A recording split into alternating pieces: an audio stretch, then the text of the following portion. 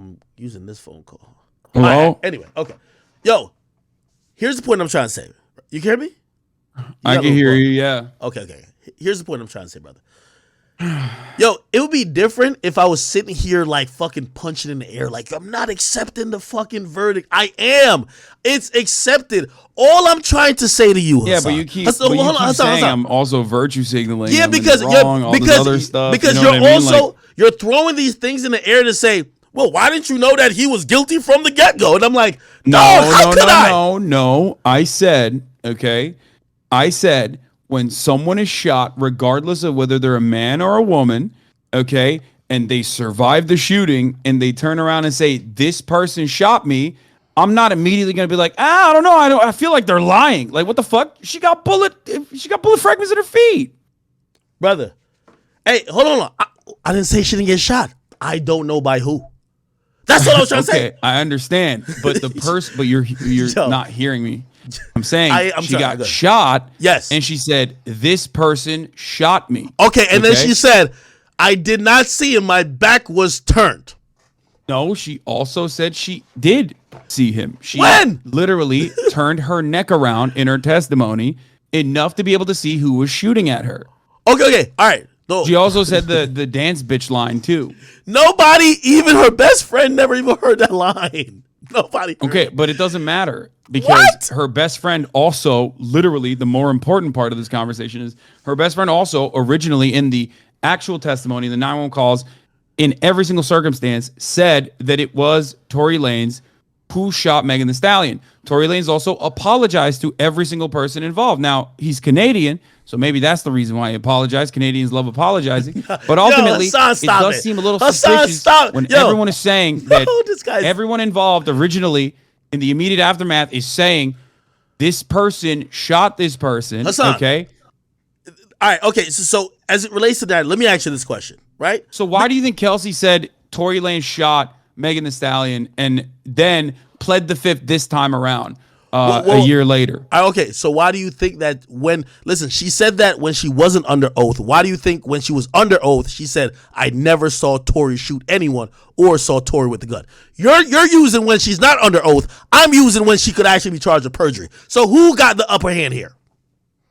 Wait, so you're saying she lied you're suspecting that she lied originally to the not the prosecutors, but the investigators. Well, it was actually the prosecutors because they only did that. That interview that we're talking about was done in September, directly to the prosecutors. Okay. So you can't do that though. Hold on. By the way, you still can't lie to the prosecutors. She said, "Hey, you guys made me feel uncomfortable." Seems that's still illegal. She was hinting towards, "Hey, I was under duress." Hasan, here's the thing. But she also said Tory Lanez shot Megan Thee Stallion. So you're like, and then she now said that I never saw it. To her hinting at things while simultaneously completely writing off all the shit that she did say. So you're telling me that you are going to take the interview over the phone, right? Way more serious than her testimony under oath in person in court. Also, she never said she doesn't know. I'm pretty sure she said that she's pleading the fifth and that she didn't want to answer. No. She pled the fifth anytime it was a conversation about how did you guys, was there a fight before the shots were fired? And she said what I believe the driver's going to say. Hey, I never saw Tory with the gun. This is what she said. Definitely. 100%. I never saw Tory with a gun and I never seen him fire the shot. And then at first she said, I was unsure that he was shot, but later I realized she was shot. Okay, this is precisely the reason why I asked you what your speculation is, because I need to understand what you thought happened, because I gave you what I think happened, right? There was a scuffle, there was an altercation, right? And then Tory Lanez popped off, has a short fuse, didn't actually intend to fucking shoot Megan Thee Stallion, accidentally did, little guy, big gun for him at least, hard to fucking control. Hasan, and he's drunk. You really think that he's shooting her over a disc? what is your take? Like, do you think there's a third shooter? Are we talking like JFK Grassy Knoll situation? Like, what the fuck happened then? Was it Kelsey who shot Megan Thee Stallion? Is that what you think? Hey, this is why I went into the whole thing by saying, are we here to find out? I said we won't find out who actually did it, right? We're only going to find out if this is enough to come convict. on, you are. Okay, all right. So I'll tell you my narrative. You want to hear my narrative? That. I'll tell you my narrative. My narrative is this. Okay, they're at this party with Kylie. At the party, I believe that, Meg, who was messing around with Tory behind her best friend's back, because the first person, and by the way, it does matter. I'm not trying to slut shame her, but it does matter who was having sex with who. Tory was having sex earlier in the year with Kelsey. She catches COVID. She goes back home. He starts messing around with Meg. Kelsey comes back into the picture. And at one of the most and first public events they're at together, they're at Kylie's house. Okay? They were drinking before Tory gets there. Tory gets there. He's trying to game up Kylie. Meg feels a little bit type of way because, number one, that's disrespectful. I invited you to somewhere, and now you're trying to kick me to somewhere. By the way, we're still not at the events that took place. Oh, no. Okay, but you're building backstory. Yeah, fine. You have to build it's not like victim blaming or slut shaming. Wait. It's just, you have to important. Hold on. You have to build it because if you think that somebody, if I diss you as a streamer, would you shoot me, brother? If I say you're the worst streamer on the platform, would you shoot me? No, of course not. But I'm not Tory Lanez. You know what I mean? Oh my! So Tory is just like this degenerate guy who's not like a multi-millionaire. I think that he.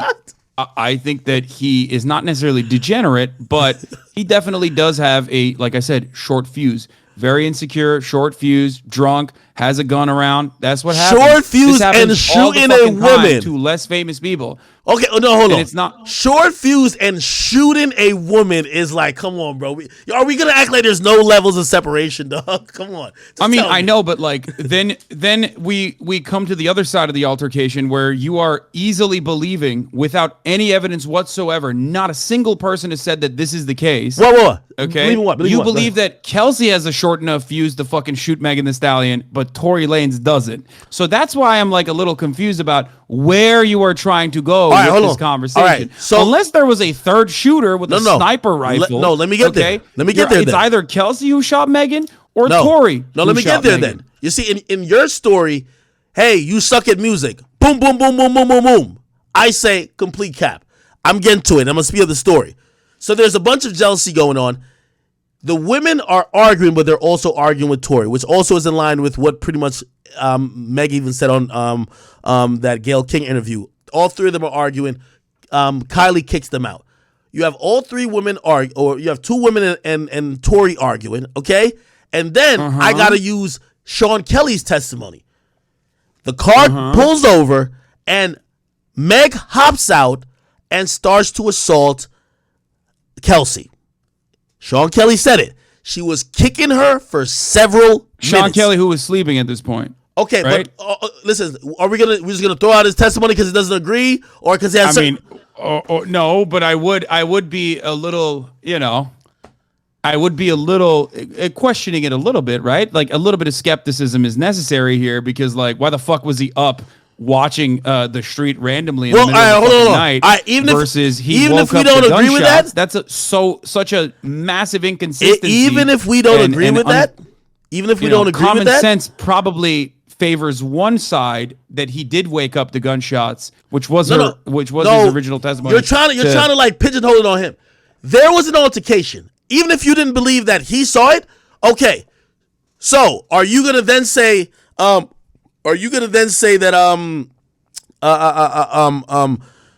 the hair missing, the pendant, the ring or the nail broken from Kelsey was not due to any type of assault?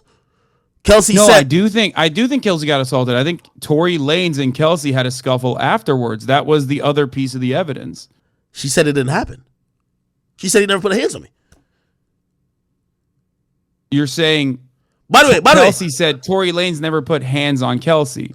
Is that what you said? Yes. And by the way, if she had said that, any respectable district attorney, if you were told by a woman that Tory, before going into a complete like school shooter rage, beat the brakes off you, they would have charged him for an additional count of assault. He's not charged for that. So if hold on. Well, I mean, the case was, the case was about Tory Lanez using a gun on Megan Thee Stallion. Any crime he committed that night came from? Where do you think that suggestion came from then?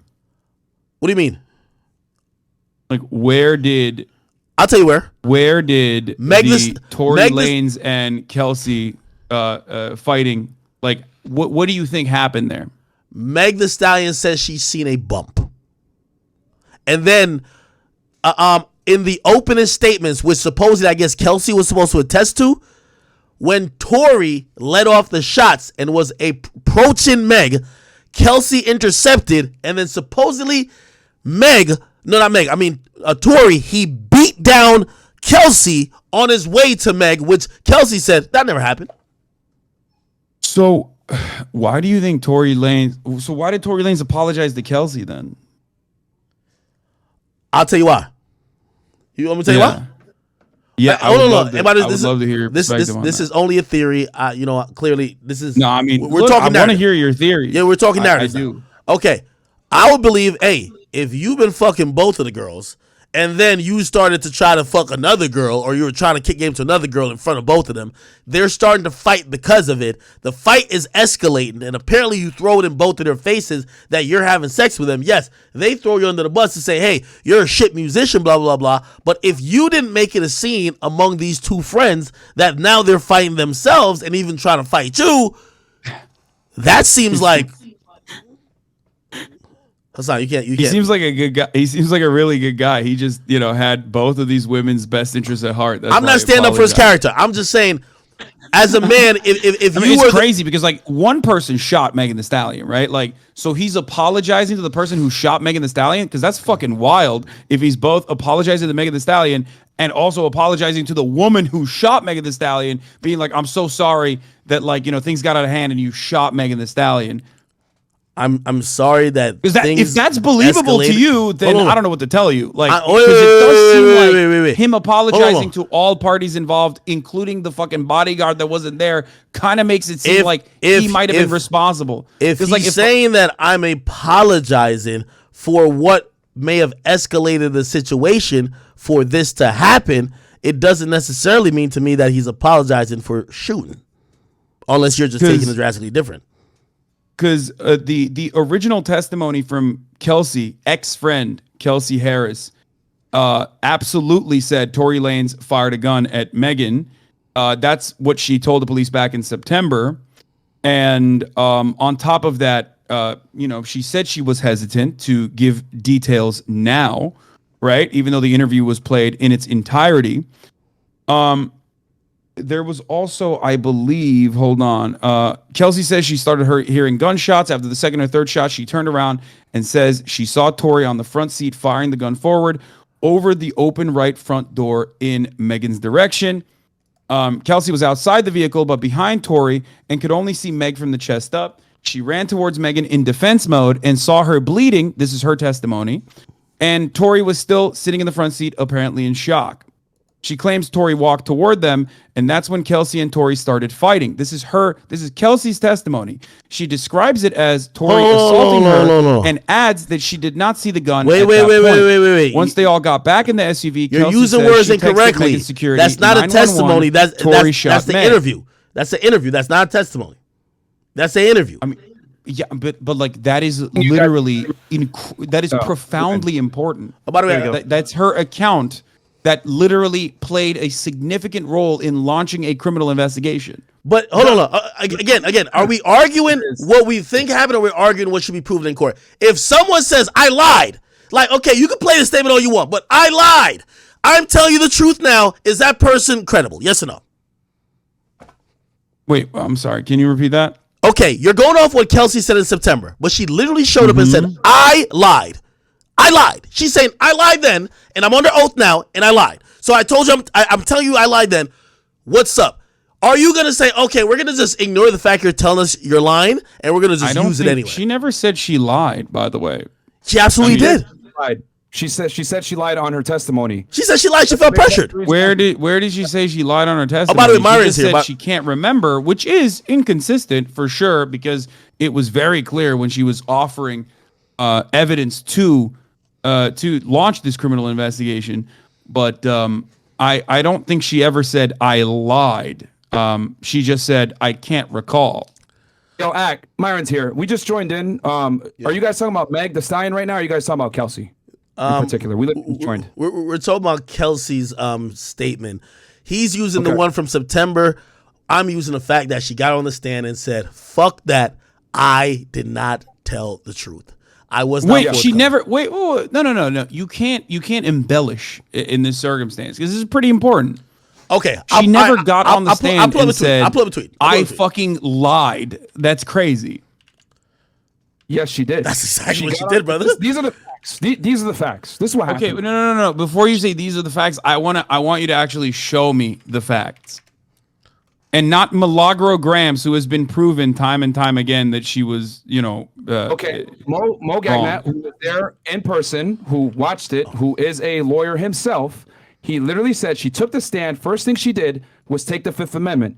You cannot take the Fifth Amendment unless you might be criminally culpable for a crime. Then they said, "Listen, we'll give you immunity if you testify." Wait, what? No, you can still you can plead the Fifth regardless. Like, you can just refuse to testify. Hasan, I hate to say this to you, bro, but I used to investigate criminal activity. I used to be a I know you're a Fed. I know. I've seen it. I've seen you talking about it. I'm telling you, you cannot take the Fifth Amendment, okay, unless you're criminally culpable. That is why Gunna is not protected if they call him to testify. What? No, you can definitely say I plead the Fifth. It doesn't matter if you're like criminally culpable or not. You can still refuse. But a judge could overrule it. Even if it's a judge could overrule it. You're compelled to testify, right? If you don't have a Fifth Amendment privilege. No, it's a right. You can just say that you are pleading the Fifth, regardless of whether it's because you're incriminating yourself or not.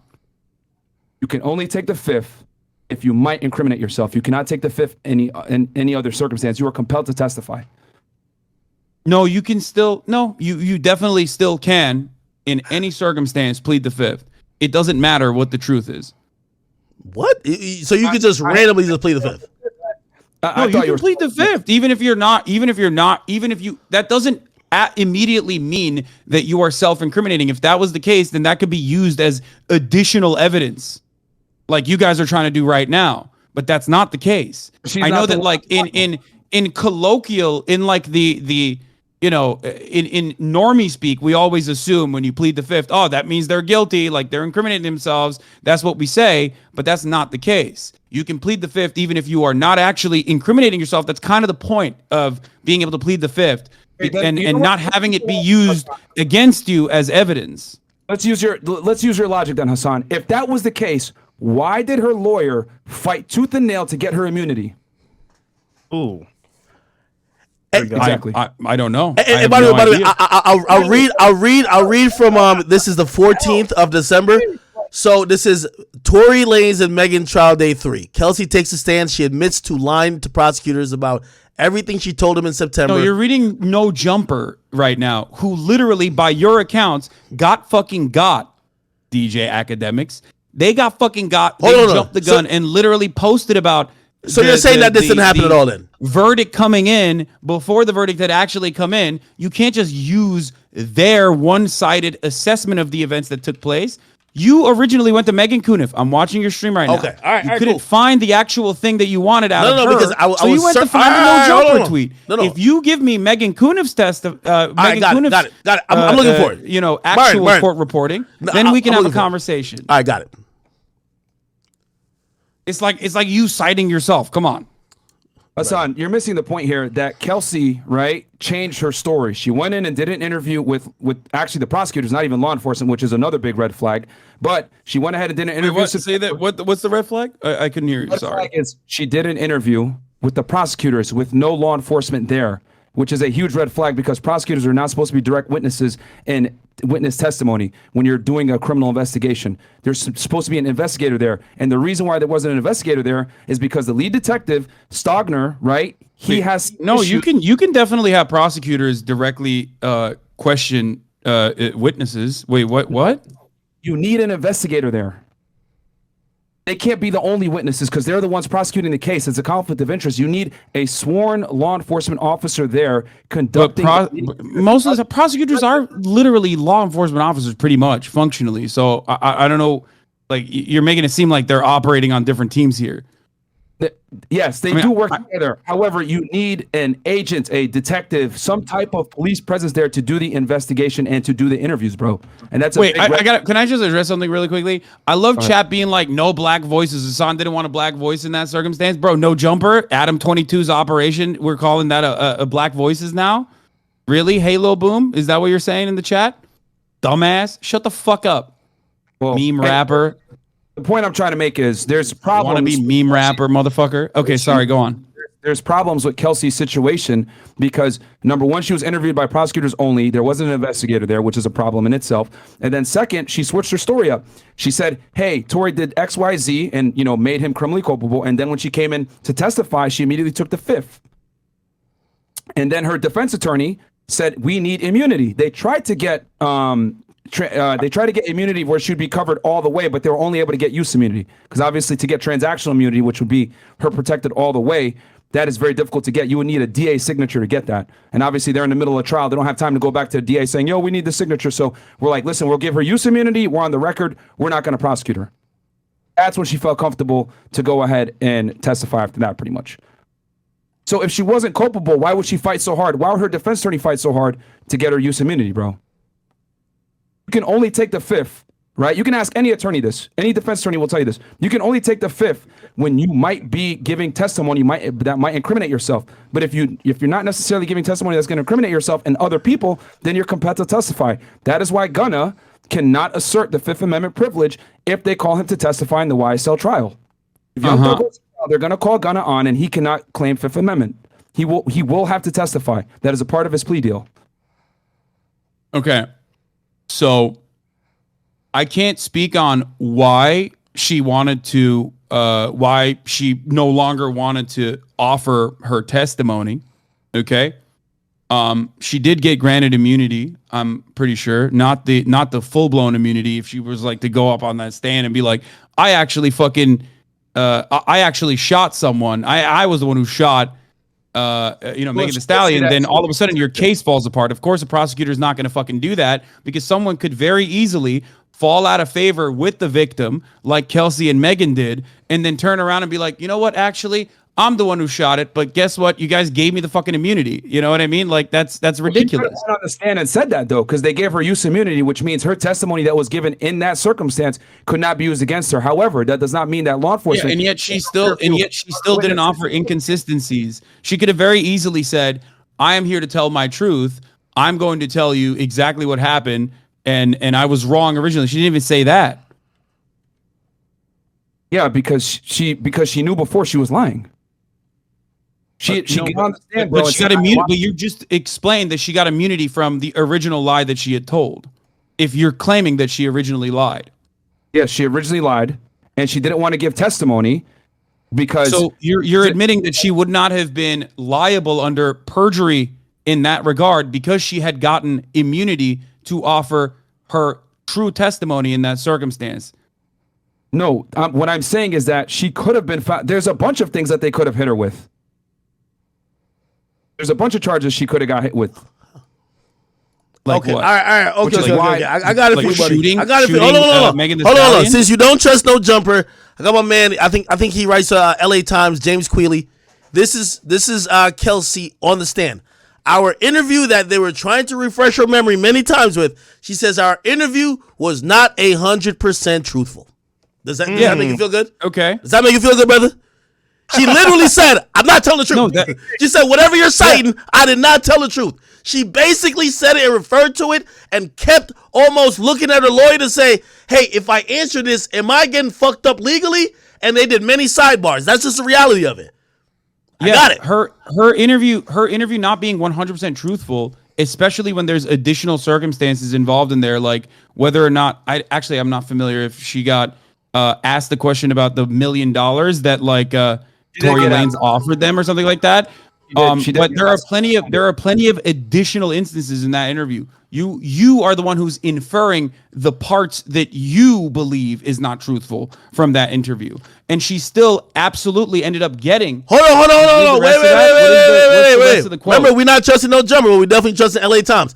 Harris says, I trust the LA Times. Harris says, hold on, reporters. All right, so let me read it. And Harris you says, yourself wait, let me just read this. Got. So it's okay. So no jumper forget no jumper. And forget no jumper. Literally. Okay, forget no jumper. Okay. Harris says she struggled with postpartum depression and a recent death in the family, and her mind isn't here right now. She also denied Lanez offered her hush money, which Megan alleged he did to the tune of $1 million. So she denied this. Yeah, the exact quote from her, by the way, wasn't an immediate denial. She literally said it wasn't exactly the way that was presented. I know what I'm talking about because I know what quote that was. The reason why we're bringing this up, by the way, is because she has postpartum depression now. She has a recent death in the family now. If anything, her evidence or her additional information that she's going to offer currently now and not back then is going to be less conclusive. Wait, what about this one? Critically, she wouldn't confirm she saw Lanez with the gun,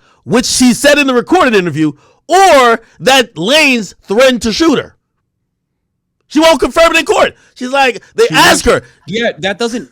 Wait. What do you mean? They asked her verbatim. Doesn't mean anything. She already. Hold on. You keep referencing the interview, right? She literally in the said, interview. Yes, because in the interview she says, "Yo, You and I both know." She went on the stand and said, "I can't recall anything. I have postpartum. I'm depressed. I can't recall anything." Is basically what she said. Okay, so in a court of law, that doesn't mean that she fucking absolutely lied. That's the reason why they played the whole interview. Wait. In a court of law, if any type of witness or victim can't recall their statements and can't even affirm to it, right? Keep in mind, she's now under oath. She already acted weird with the, hey, I needed like immunity of dissenter. She can't co-sign the majority of what she said in a goddamn interview, right? You think that the jury should be like, okay, let's just believe her. Really? Come on, brother. Well, first of all, the jury did believe her, ultimately. The jury believed Megan Thee Stallion. Yeah, I think they believe Meg. I think they believe Meg, not her. The jury also believed what she said originally, which is important to address in this circumstance. And the jury, of course, did not take into consideration that she pled the fifth, especially because she had the opportunity, given an immunity, to go back and correct the record and refuse to do so while simultaneously admitting that currently, right now, in this very moment, was not likely to give a clear-cut version of the events, considering her postpartum depression and a recent death in the family. That's what I'm stating. That's the reason why the jury deliberated in the way that it did. Hold on. Again, but you're missing the point here, Hasan. See, here's the thing. Tory gets that Fifth Amendment privilege to not testify and not being used against him. Kelsey does not. Kelsey's a witness in the case. She's not the one on trial. Okay, so I know, but you can still say some dumb shit or potentially think that you're incriminating yourself, or ultimately say you have the right to plead the fifth, regardless. Finish. You have the right to plead the fifth, regardless of whether or not you're actually incriminating yourself or not. You just have that right. That is a right that you have. You're just rambling, bro. I'm telling you, Tory gets the privilege of them not being able to judge him for taking the fifth. Kelsey does not, because the Tory is the one that is accused. Okay? That is the reason why. So when Kelsey doesn't get that same Fifth Amendment privilege to that level as Tory, because he's the one that's actually being charged in a criminal case in a criminal court of law in the United States. So Kelsey doesn't get that, which is why she was like, I need immunity if I'm going to talk. Because she is compelled to testify. That is why she asked for immunity in the first place. Look, go ahead. You said that you have to be guilty to plead the fifth. That is not the case. You don't have to be guilty. You have to be potentially liable, right, from a criminal standpoint to invoke the Fifth Amendment. Yes, an innocent witness may validly claim the Fifth Amendment privilege against self-incrimination. If you are an innocent witness, you can still plead the fifth. That is precisely the reason why we look at pleading the fifth as a right that people have and not as an indication that that person is somehow criminally liable, which is what you guys are doing right now. Okay? That the entire concept behind pleading the fifth would be null and void if we automatically assume that that person is fucking guilty every time they pled the fifth. No. Pleading the fifth isn't an implication of guilt. However, if you have zero, it seem as though no.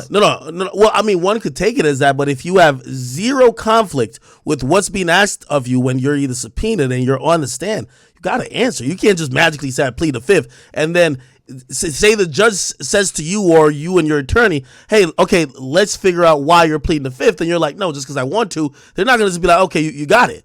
Like, bro, here, I'll tell you the Supreme Court decision that the justices made on this regard, because like people do plead the fifth sometimes when they're innocent, or they might be afraid. Okay, we didn't say you can't be innocent, brother. The criminal justice system is fucking ruthless, right? In the 2001 Supreme Court case, the justices noted that the right against self-incrimination provided by the Fifth Amendment in Ohio versus Reiner, the court case that I was telling you about earlier, okay, that the Fifth Amendment protects the innocent as well as the guilty. The court added that a witness may have a reasonable fear of prosecution and yet be innocent of any wrongdoing. The ruling noted that innocent people might be ensnared by ambiguous circumstances. So her right to plead the fifth in this circumstance was given to her and was protected by the Supreme Court, specifically for situations exactly like the one that she was entangled in. Okay, so by your very definition, fearful. She could have very easily been fearful of prosecution. So fearful of prosecution. Now, granted, yes, right? Oh, okay, committed crimes. No. But you're still doing that. If you're fearful of prosecution, remember, you're still doing that. You're still claiming that she is guilty because she pled the fifth. If you're saying she's fearful of prosecution, so I'm not surprised that you think that. But anyway, let's go on. Let's move on. If you're saying she's fearful of prosecution, right? You're literally alluding to the fact that maybe something that she did or could say would be in some realm of maybe being able to either the DA could pick up a charge on, right? We're not saying she's guilty. It doesn't even matter though. It doesn't matter because what matters is what she felt in that moment. If she feels like she could be ensnared for any reason whatsoever, she has the constitutional right to be able to plead the fifth in that regard. That's it. And that's what she did. She exercised it. Hasan, do you not see that she was the prosecution's star witness and that is problematic? Problematic? I do feel like the star witness was probably the person who survived getting shot, but she was a witness. Yes, she was one of the big witnesses in that regard. Here's the thing: that's Meg. Meg is obviously the victim, so that's going to be a witness in itself. But I'm talking about the prosecution's star witness from from an unbiased standpoint, according to them, was Kelsey. And it would have been the only person to have allegedly seen Tory pull the trigger. Yeah, when you get shot, you are a little biased. That's true. But, you would probably be biased against the person who shot you. In this case, if you claim that it is Kelsey, then she should probably be biased towards her, right? What? No, what I'm saying is that the prosecution in opening statements used Kelsey and said, Kelsey's going to come in here and weave together all our evidence. They were relying heavily upon what? A jail call, a text message, okay? And then also Kelsey's testimony. That's what they were weighing heavily on. And then for everything to make sense and come together, they needed Kelsey's testimony. So when she gets on the stand and takes the Fifth Amendment as the prosecution's main witness, mind you, that is problematic. Well, she, like I said, originally did allow this entire thing to come together with her testimony. The text messages are also pretty damning too, like saying 911, Tory shot her, Tory shot Megan. But why do you think she texted that and then also gave corroborating evidence to that? And we're hyper focusing on like her pleading the fifth, which is her constitutional right to do so for any reason. You know what I mean? Like she could just do that, which she did. She exercised that, but we just refuse to think about why she texted that. We don't think about why Tory apologized to every party involved. We're not looking at any of those instances, and only focusing on instances that you can draw reasonable doubt out of. You're making the inference that the apology is for. You're making the inference that the apology is for the shooting, while you're definitely absolving the reason why she would say I'm not taking a stand. Period. Unless as soon as she got on the stand, she said I'm pleading the fifth. It's not that she was asked anything as soon as she got there. But so you want to make the inference that the apology from Tory, which was innocuous, honestly, didn't say what he's apologizing for. Say I'm sorry. That's all he said. But you're saying that's for the shooting. But when it comes to her, so wait, you think he's apologizing because like an altercation happened where like Kelsey shot Megan, right? That's what you were claiming. No, you think that's a normal thing to apologize for? He's been the person who has added the gas to the whole situation for the shooting. Because like, look, if I was involved in a situation in a love triangle, as you claim, right? And the girl that was with me shot the other girl, I would not text like, I'm sorry to everyone involved. I'd be like, that was crazy. Remember when that bitch shot you? That was wild, right? Like, that's what I would text. That's what you would do, Hasan. Normal humans would text in that situation. Hasan, you're operating on 20/20 hindsight. You got to remember, these are women. They're emotional. They're drunk. Yo, it's late at night. they just trying to go ahead and get with Kylie Jenner. Obviously, I'm gonna be honest. I think Tory Lanez was very emotional. Nature. I think like you can say that. That's fine. But my point is, he was drunk too and emotional. And right, shot Megan. Kelsey. Right? He exposes Meg Thee Stallion for having sex with men that she had originally hooked up with Kelsey. So that is how the argument ensued. So we don't know definitively if he was apologizing for shooting or for putting out Megan's. I know, but don't you think that that's like a much bigger thing that you would mention? You'd be like, that was crazy when Kelsey shot you, right? Because only one person said. That would be foolish to do that. One person shot another person. I mean, he's not going to sit there and be like, yo, that was crazy that Kelsey shot you. No, he's going to say, yo, if he apologizes. Really? You wouldn't. So you're in a situation, you're in a love triangle. You get a lot of women, right? I feel like. Yeah. Also, he's in custody. Talk about it all the time. You're in a love triangle. It happens all the time. One of the girls shoots the other girl. You're gonna be like, I'm sorry. Yo, Hasan. That's how it happened. You would be like, how fucking insane was that? Hasan, is crazy. One of the conversations that he had, he's in custody. Am I right? That's probably what you would say. Wait, hold on. Right? One of the conversations he had, he's in custody, and he's being recorded over the jail phone. Why the hell would he say? Why would the hell he would implicate somebody? Why do you think Kelsey texted 911? Tory shot Meg. So now you're moving off the argument. Are we talking about this or not? No, I'm asking you. I'm asking. I legitimately want to know why do you think Kelsey originally texted that? If you concede this point, because you're saying what the text from him should be, I'm telling you why it's not like that. He's in custody. No, but tell me that. Tell me that. I want to know what you mean. Okay, why do you think Kelsey texted 911? Tory shot Meg. Okay, hold on. So by us moving to this, and I'm going to answer it, I'm feeling like you're conceding that other point, because what you're saying would be idiotic if you know you're calling off of a jail phone to say, hey, isn't it crazy when you got shot by so-and-so? You might as well give a fucking statement. Okay, if you're conceding that, because that's stupid. Okay, so you think Tory was protecting Kelsey? That's what you're saying, right? He's a rapper. He cannot snitch. That is career suicide. Of course, he's not. If you concede that, I'll answer the other one, because I have an answer for the other one. Because you can't do that. Yo, put it like this. Oh, okay, that's why. Oh, okay. Also, here's the thing. Hasan. Every rapper that gets caught cooperating with the police or snitching or doing anything that might put someone else in jail, their career is ruined. So of course, I don't know if their career is ruined. They can still go on DJ Akademiks' broadcast like Tekashi does all the fucking time. Man, you know what I mean? The facts here. This guy's just diverting on the. Yo, Hasan is like a troll, but he's like no enough troll. Yo, Hasan. Yo, this guy isn't qualified to talk about the culture or anything like that, bro. Dude. Your facts, bro, are non-existent, bro. You're deflecting crazy. Yo, I just want Hasan to admit that he be trolling. I asked you a simple question, and nobody was able to answer this question. Okay, what's the question? It's a super simple question. It's so direct. What's the question? Why did Kelsey text 911? Tory shot Megan. I'll answer. Hold on. I'll answer that question. Now, by the way, I'll answer that question, but I'm going to just assume that because you diverted, you basically like you bowed out of that other point. I mean, you can assume whatever you want to. Now I'll answer that question. I'm like genuinely interested in your perspective. Okay, now I'll answer that question, but I really could just ask a question to answer, but I'll just answer myself. If I was the best friend of someone who just got in a drunken fight and I unfortunately shot at my best friend, okay, she got hurt. If I'm the closest person to her team, you think I'm going to text her team, hey, I shot Meg? Come on now. Would you text that? So in that situation, you think a text message is necessary, right? Like you're saying that the text message is necessary. She's belligerent enough to fucking grab a gun, shoot Megan Thee Stallion, but then also somehow has it all together. I guess like the adrenaline kicked in and all of a sudden she's just like remembered the consequences of her actions and decided to very cleverly and devilishly text this ruse, even though Tory Lanez on Instagram comments has also said that Kelsey had not shot Megan Thee Stallion. And it like, so okay. Clearly, so we're gonna wait. Are we gonna hold? That has never even been brought up. Are we going to hold? Are we gonna hold what Tory said on Instagram, which we don't even know if that's him controlling his page? We're gonna hold him liable for that, but we can't hold Meg liable for saying out of her own mouth a different story 5 times. We can't hold her liable.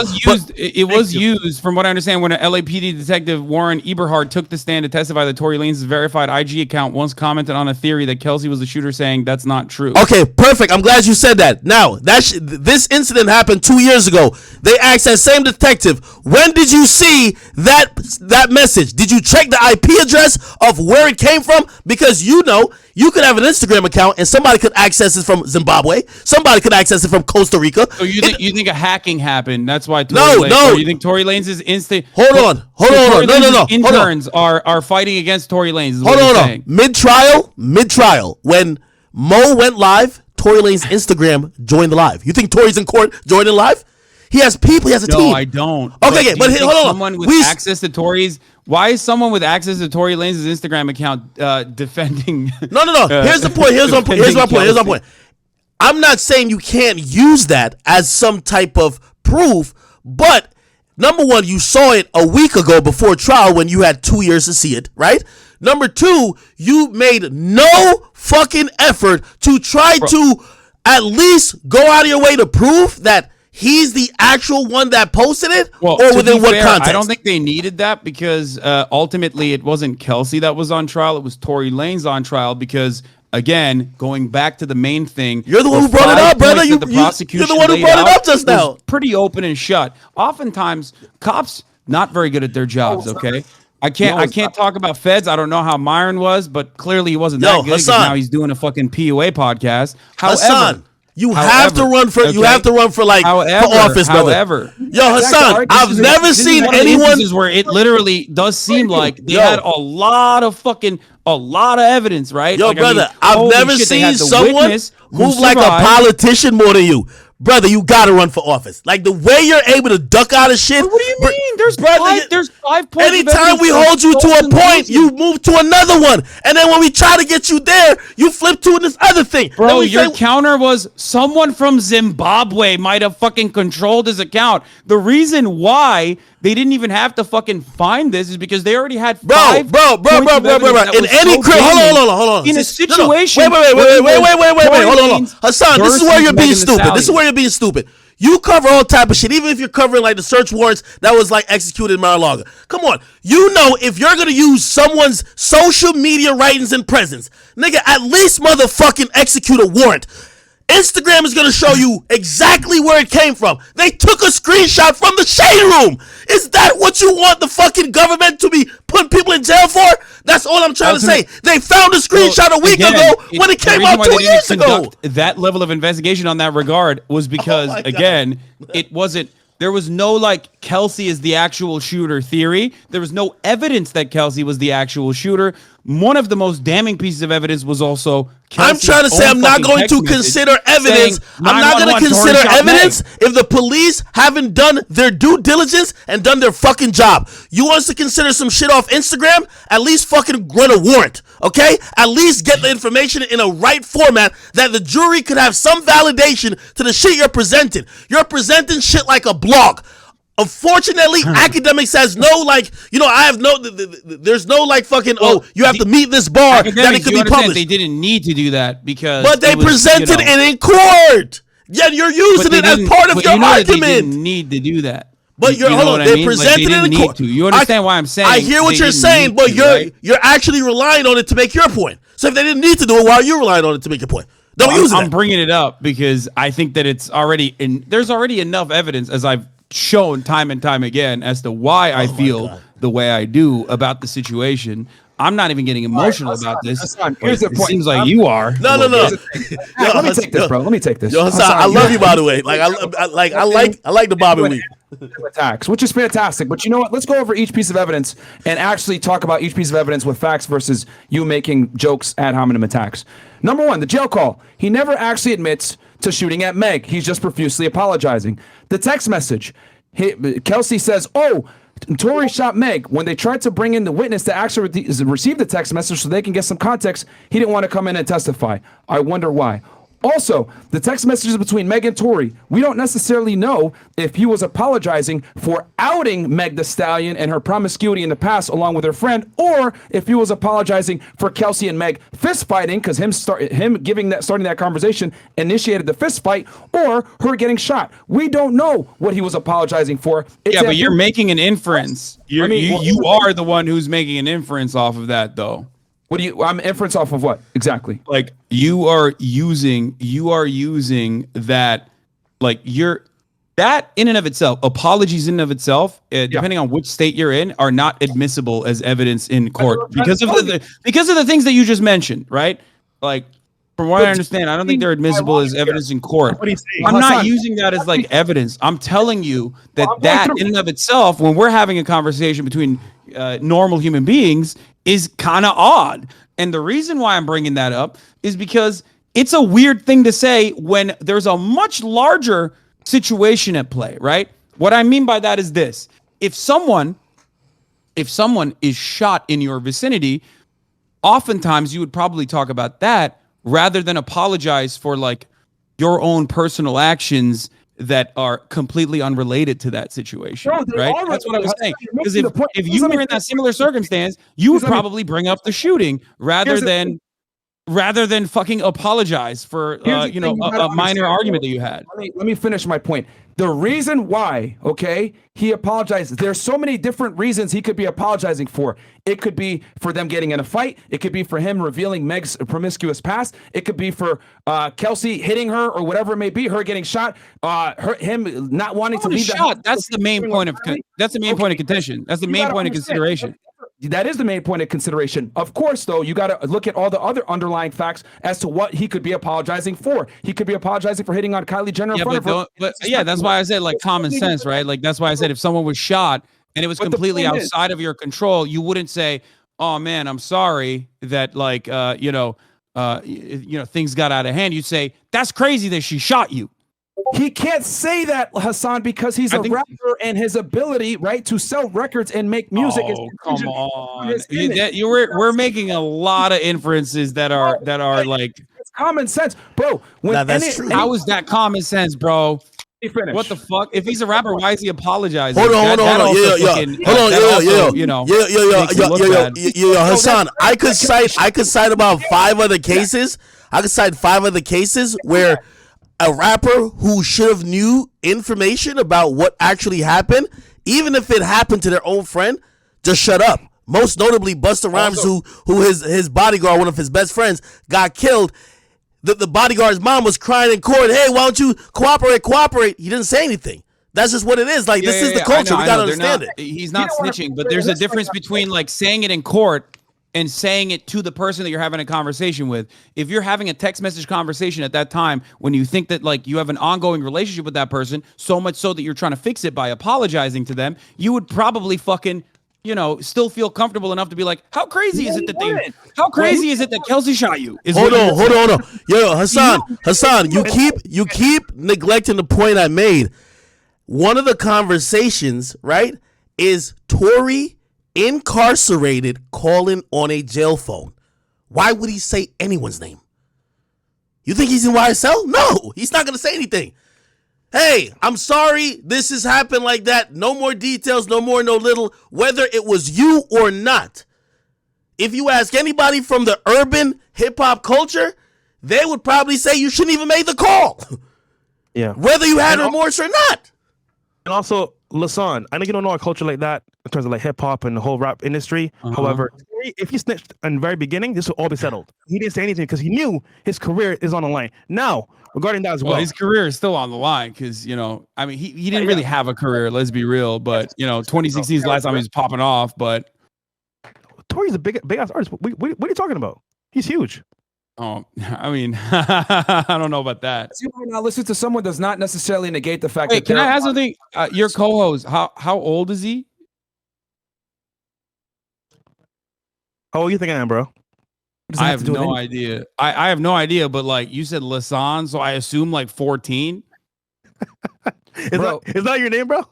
Yeah, no, bro, come on, dude. You are a whole grown ass man fucking using memes that 14-year-old white boys use on the internet. That is fucking embarrassing. Not to like dismiss everything about you, but god damn, you think that's a good first impression, dog? That is fucked up. Holy shit, you got a whole ass show for yourself too? You're still wrong, bro. Which is hilarious, bro. The chat's laughing at you right now. Yeah, go back. Talk about how Chad is defending you. Let's go back to the facts. God damn, dude. Phone calls, okay? He never overtly said, hey, sorry for shooting you. And there's a bunch of situations that he could have apologized for. So that's number one. So we don't know exactly what he was apologizing for. And keep in mind, Hasan, it is on the prosecution to prove that Tory is guilty beyond a reasonable doubt. So that's ambiguous. It isn't clear. Then on top of that, we got gunshot residue, not only on Tory, but we have it on Kelsey as well. Not to mention that Kelsey and Meg Thee Stallion got in a full-on fledged fist fight prior to the shots going off. That is a fact that's been confirmed by Kelsey, and it got confirmed by Sean Kelly. Kelsey downplayed and said it was just a bump. However, they were 100% fist fighting to the point where a pendant was found on the floor. We already talked about Sean Kelly's testimony being inconsistent. I don't know if you were there for that, but like did he wake up to gunshots, or was he just like parked on the fucking street, just watching the street for no reason, and then happened to be a scuffle there? Also admitted they fought though. So that's what solidifies it. Kelsey also admits they fought. She downplayed and said it was just a bump, but the evidence shows otherwise. Your nail and everything. If someone just bumped you, your nail wouldn't fall off, and your pendant. They were full-on fist fighting. I mean, look, I don't know the exact details. You know, I mean, look, you don't know the details, and you're talking. That's the problem. Yo, Hasan, well, you're ultimately, trolling. I know you're trolling. I know what they discussed in the court case, and I know that there was enough evidence. Out of your wheelhouse here. You can say that all you want, but it doesn't seem like it, especially with this 3v1 situation. And you guys still look really silly. Ultimately, they might be saying something different in your chat right now, but you know, outside of your hug box, I doubt that is what's going on. Now, having said that, how is this your wheelhouse? I do not know. I mean, you're a Fed and you don't even fucking understand how the Fifth Amendment works. So maybe that's good that you're no longer a Fed. Probably. Here's the thing, bro. The Fifth Amendment only works if there's a Supreme Court case, dog. What the fuck are you talking about? There's literally you need reasonable expectation that you can be culpable criminally to be able to assert the Fifth. Because if that was the case, right? If that was the case, then everyone would just be like, oh, I'm just going to stay silent and no one would talk in court. Facts. Dude, I'm losing my mind. If the Fifth Amendment worked in the way that, dude, I know you have like cop brain, right? Because you're like you can't get out of the cop situation. Hold on, wait. Hasan, it would literally imply that everyone who pleads the Fifth would be guilty. Hasan, it would ruin the Fifth Amendment. Wait, Hasan, real quick, because I notice you do this a lot. Like you throwing mad ad hominem attacks. Like I think he's getting straight at least on Myron. He's getting straight at whatever the points are. It's you throwing like no. I'm not even saying lose it a little bit. I was respectful at the beginning, but wait. At this point, I'm not even saying anything. Your fucking 40-year-old co-host called me Lazan like he's a fucking child. Come on, don't talk to me about ad homs right now. Federal agent, bro. How old are you? 12? Nigga, he's serving our country. You making fun of him? You're lame, bro. Dead ass. So you making fun? Oh, Lasan, nigga, that's your fucking name. Lasan. Oh, dude. Thank you. Hold on, but Hasan, you know what I mean, though, right? Like, thank you for serving our country. Hold on, Hasan. Thank you. The point I'm trying to say, right? Because you're right. I've witnesses. I've been in federal court several times. I've testified hundreds of times. I have more experience. You still don't understand the Fifth Amendment? That's crazy to me. Like that is actually crazy. Bro, you don't understand the Fifth Amendment. Facts. You cannot randomly assert the Fifth Amendment unless you have reasonable expectation that those statements that you're about to give can incriminate you. It is the same exact reason why Gunna will not be able to use the Fifth Amendment. You bring up Gunna. This is unrelated. You can literally plead the Fifth regardless. I mean, both are state you can cases. Plead the Fifth regardless. It is the law. Okay, it is a right that you have. It's not even the law. It's a right. It's a constitutionally protected right. You can be held in contempt of court. You can be. There's issues that could arise from that if you don't act. If there's no reason why oh my God, used against you. That's what I'm trying to say, bro. I know what you're trying to say, but you're wrong. And I told you that there is a Supreme Court case on this exact issue that you're talking about. It does. I also literally gave you the exact reason as to why it doesn't work that way. Because if it worked that way, then everyone would just assume you're guilty all the time, every single time you pled the fifth, which would literally destroy the Fifth Amendment in general. Hassan, that wasn't his point, and even when I said that wasn't my point, right? Is of course pleading the Fifth Amendment, right? No, pleading the Fifth doesn't you're actually inferring that she is guilty. No. Adding additional reasons as to why she might be guilty. You're speculating why she might be guilty. And saying I know me that's particularly enough for reasonable doubt. Of course, it's not enough for reasonable doubt. I know me particularly said that original testimony. I know me in particular said that by pleading the Fifth, you could infer that that person believes that maybe something they could say could be used to prosecute them. I know, but the jury cannot deliberate off of that. They can't make inferences in the same way that you are currently. Okay, so if you want to tell your audience, you want to educate your audience on how it actually works, instead of listening to Myron and his assessment of the matter, the reality is that when someone pleads the Fifth, you cannot assume that they are possibly guilty. Myron is absolutely wrong. Hold on. Okay. You cannot speculate that someone is guilty. Yo, Hassan. Because Tory Lanez is the one on trial, not Kelsey, bro. Okay. It literally doesn't matter. You're wrong. An innocent party. No, that's not true. You're wrong. You're just wrong. You do not understand the law that you are supposedly protecting at the point. Dude, well, you're just wrong. Hassan, the only person that can assert that Fifth Amendment without being judged is Tory Lanez, because he is the one on trial, not Kelsey. If that was the case, Kelsey would not have asked for immunity. That is the difference. And the jury can absolutely use the fact that she took the Fifth Amendment in their deliberation. I'm gonna be honest with you. Okay, like we know cops are bad at fucking knowing the law, right? But I really thought feds would be a little bit better at this. You are wrong.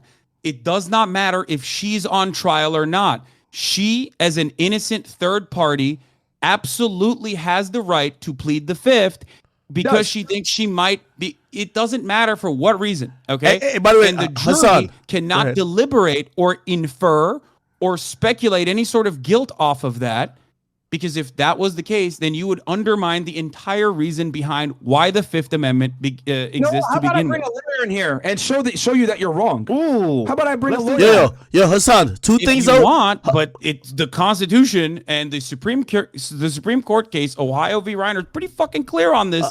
It doesn't matter what a lawyer is going to tell me. Hassan, okay. 4v1, hold on. Wait, Hassan. I'm just mentioning the fact, right? So, in the closing by George, which is Tory's lawyer, he did ask the jury to consider why did she need to plead the Fifth. Or need immunity, actually. Needed immunity, right? So they brought that up, and also I probably forgot the first thing I was trying to say. So after she got immunity, like the judge, she did try to plead the Fifth while on the stand still, and the judge forced her to answer a few things. So yeah. I just don't understand, like, Hassan, just to make this very clear, you're telling us that you've never been in the courtroom yourself, telling us about the Fifth Amendment, and you have an ex-Fed here telling you to your face what it is. This is a dumb argument, bro. I mean, you're not qualified. I really hate to say this, but yes. First of all, yes. Unfortunately, the reality of the situation doesn't change when you tell me that someone has been a Fed, and that is the reality. Like I know you're trying to desperately at least like create some position of authority here, but that doesn't change the reality of what I'm telling you. Yes. You're Googling answers, bro. And it is surprising. It is surprising to me as well. I mean, okay. Yeah, I'm a Googling expert, I guess, but ultimately I'm still correct and you're still incorrect. And also, you're not the Fed, so I don't know what the fuck we're even talking about this circumstance. I'd rather be a Googling expert that is correct than be the second in command next to a Fed who is incorrect. You're still wrong, though. Like, what you? Okay, I'm beginning to like you. Hold on. Yo, by the way, you're dope. I feel like you're fucking dope. You're dope. By the way, I feel like the whole conversation has you're been. Dope. You're dope. The whole conversation has been derailed about this one particular meeting, and like it's a big piece of your argument is that like her testimony was like inconsistent. You mean Myron's argument? You guys were having a back and forth right there. I was allowing that to happen. That was part of his argument. But like even without that being said, I mean, are you saying that if he can't argue that his point was were invalid? What point? The point that he was arguing with you about why her testimony, number one, might just look a little shaky. She's not a credible witness, son. At the end of the day, bro, she's not a credible witness is my main point. I don't agree with that. I think that she was a credible she was initially when the investigation was being conducted, she was absolutely a credible witness. She might have changed her perspective for reasons that she also included having postpartum stress, postpartum disorder, being depressed because of a death in the family. But ultimately, her new testimony is less, which wasn't anything. It was just her pleading the fifth, is less conclusive than her original testimony, which is why they played the original testimony in court. Hold on, but she admitted on the stand. She said they asked her on the stand, "Hey, is Tory?" Like you're pulling her less credible moments now rather than the moments where she had more clarity back then when she talked to the cops. Well, I'm going to rely on when she's under oath. I'm going to rely on when she's under oath rather than when she's doing a phone interview with and it's not the cops, it's the prosecutor. She never talked to the cops. Because the lead detective got put on administrative leave. She was going to show up via subpoena. They postponed it to December, and because they haven't talked to her in such a long time, because they've been requesting to try to talk to her, they say, hey, let's get something on record. And that's when the prosecutors, who you could ask Myron, even though you feel like he's not credible, you could ask, the prosecutors actually do these interviews frequently with people who are considered witnesses, or is it an agent or a detective? You get what I mean? This whole thing, like even from the detective, prosecutors are literally just another arm of the criminal justice system alongside cops. They're not in contention with one another. They are, unless we're talking about very unique instances where they're like prosecuting a cop. That's not how information is usually gathered when you're. And about also, to go she to didn't trial. recant any of her. She didn't recant any of her prior testimony. She only said, like you also pulled up, that she does not want to offer any testimony now.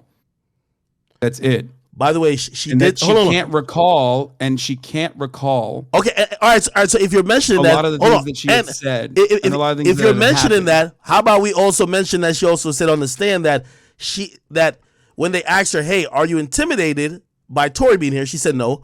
Are you intimidated by whatever? She says she's only felt pressure coming from the prosecutors. That's why they had a sidebar right after the jury left, and the prosecutor basically said in open court that they felt offended that, they're being accused of trying to either coerce a witness, which they believe they didn't do. Then they later got permission to play her initial interview.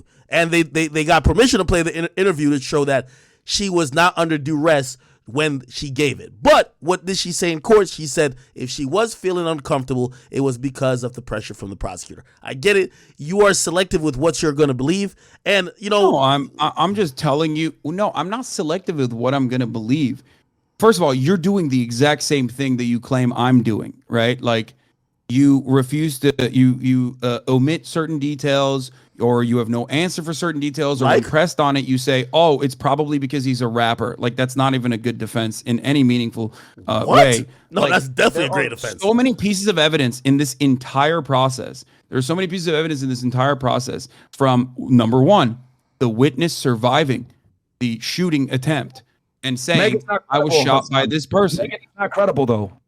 But that's crazy. How can you say that? That's okay.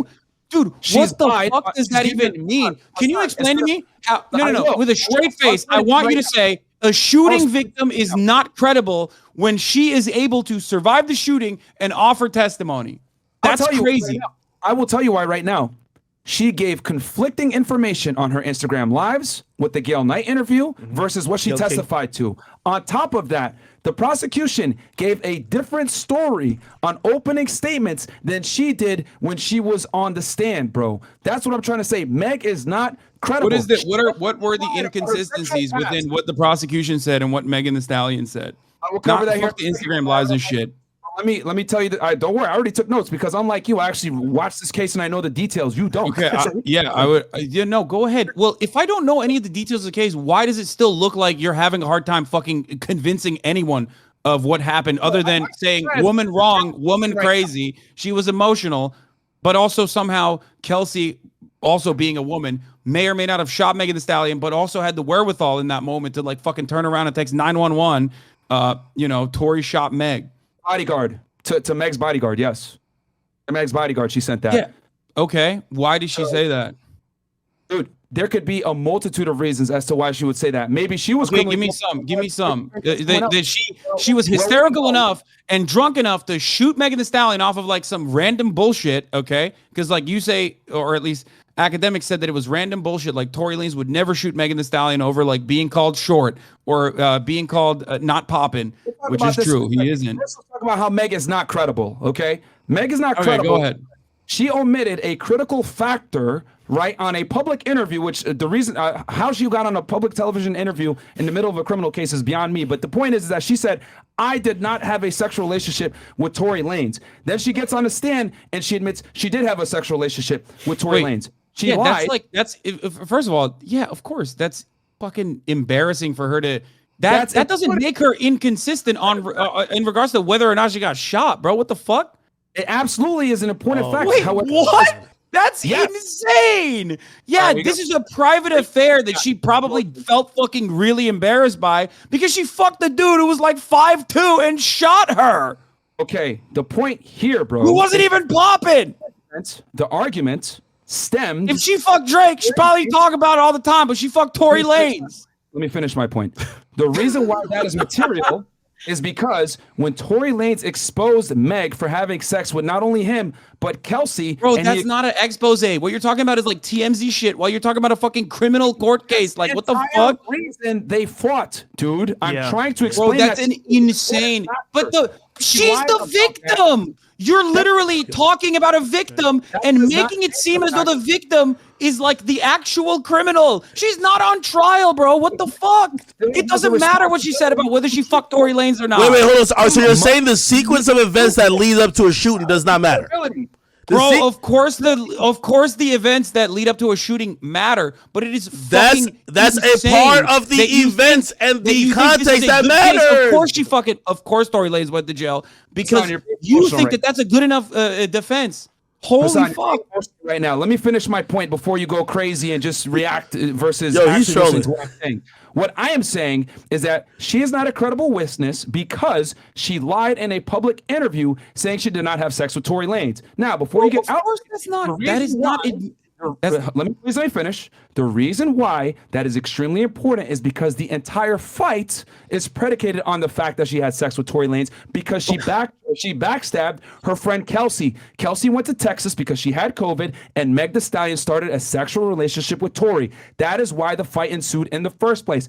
That instance. Yeah, but you know what? She still got shot though by Tory Lanez by her account. So before, oh my God. He's giving the context. No, that part doesn't matter. That part you can fucking make an argument is like a matter of personal privacy. So of course, what she's saying in public, in a fucking interview in public, when she's embarrassed to admit that she fucked Tory Lanez because he wasn't even popping, okay. But that's is entirely irrelevant. Like that's not something you can. That is the reason why. That is the reason why you can't. That's the reason why Tory Lanez lost, by the way, because that's what the argument the defense made. Okay, as though that was like a serious way to fucking defend this person. Bro, like, she was that's not. There's a picture of Tory and Megan Thee Stallion bent over with Tory. She's not embarrassed, bro. That's cap. So that argument is flawed. She's not embarrassed. No, I think she's. Well, you do things, and then you might be embarrassed by them afterwards. Is what I'm saying. You know what I mean? Like, that's cool. But the point I'm trying to make is that you cannot argue the point that her having sex with Tory is not a part of the case. That's very important because that's what led to the entire argument. I know, public interviews and saying something in a public interview, especially when it's like the person who shot you, and being embarrassed to admit that you fucked that person is totally valid in my opinion. And also, did Meg Thee Stallion lie? Yes or no? about what? About fucking Tory Lanez? I guess she did. Who gives a fuck? What do you mean? I'm saying who gives a fuck? She got shot. So she lied. So that in itself hurts her credibility in a court of law. Dude, that's crazy. That's crazy. It's like, no, you're not understanding what I'm trying to say here. Okay, I'm gonna say this again. Sure. What she said in the media, okay, is completely irrelevant, especially because it does not pertain to the one-to-one immediate fucking back and forth that occurred that night. Okay, it's not like she fucking lied about she ever said like Kelsey actually shot me and then went back. If she had said that, then you have something. But her saying I never fucked Tory Lanez, he's 5'2" and he's got no fucking hits since 2016, that's irrelevant. That's not relevant to the subject matter at all. I know you want to make it relevant to the subject matter, but she didn't actually lie about any of the fucking information. The first time she actually made a statement, okay, to the cops was still to defend Tory Lanez, to say that she stepped on glass, even though that was not the case. You get that, right? Yeah, that was a lie. Yeah, of course, that was. And she admitted that. She admitted that she lied. So what you're missing here is that is more relevant. That is more relevant to the case originally, but it doesn't matter because she also mentioned why she did that. She also mentioned why she did that.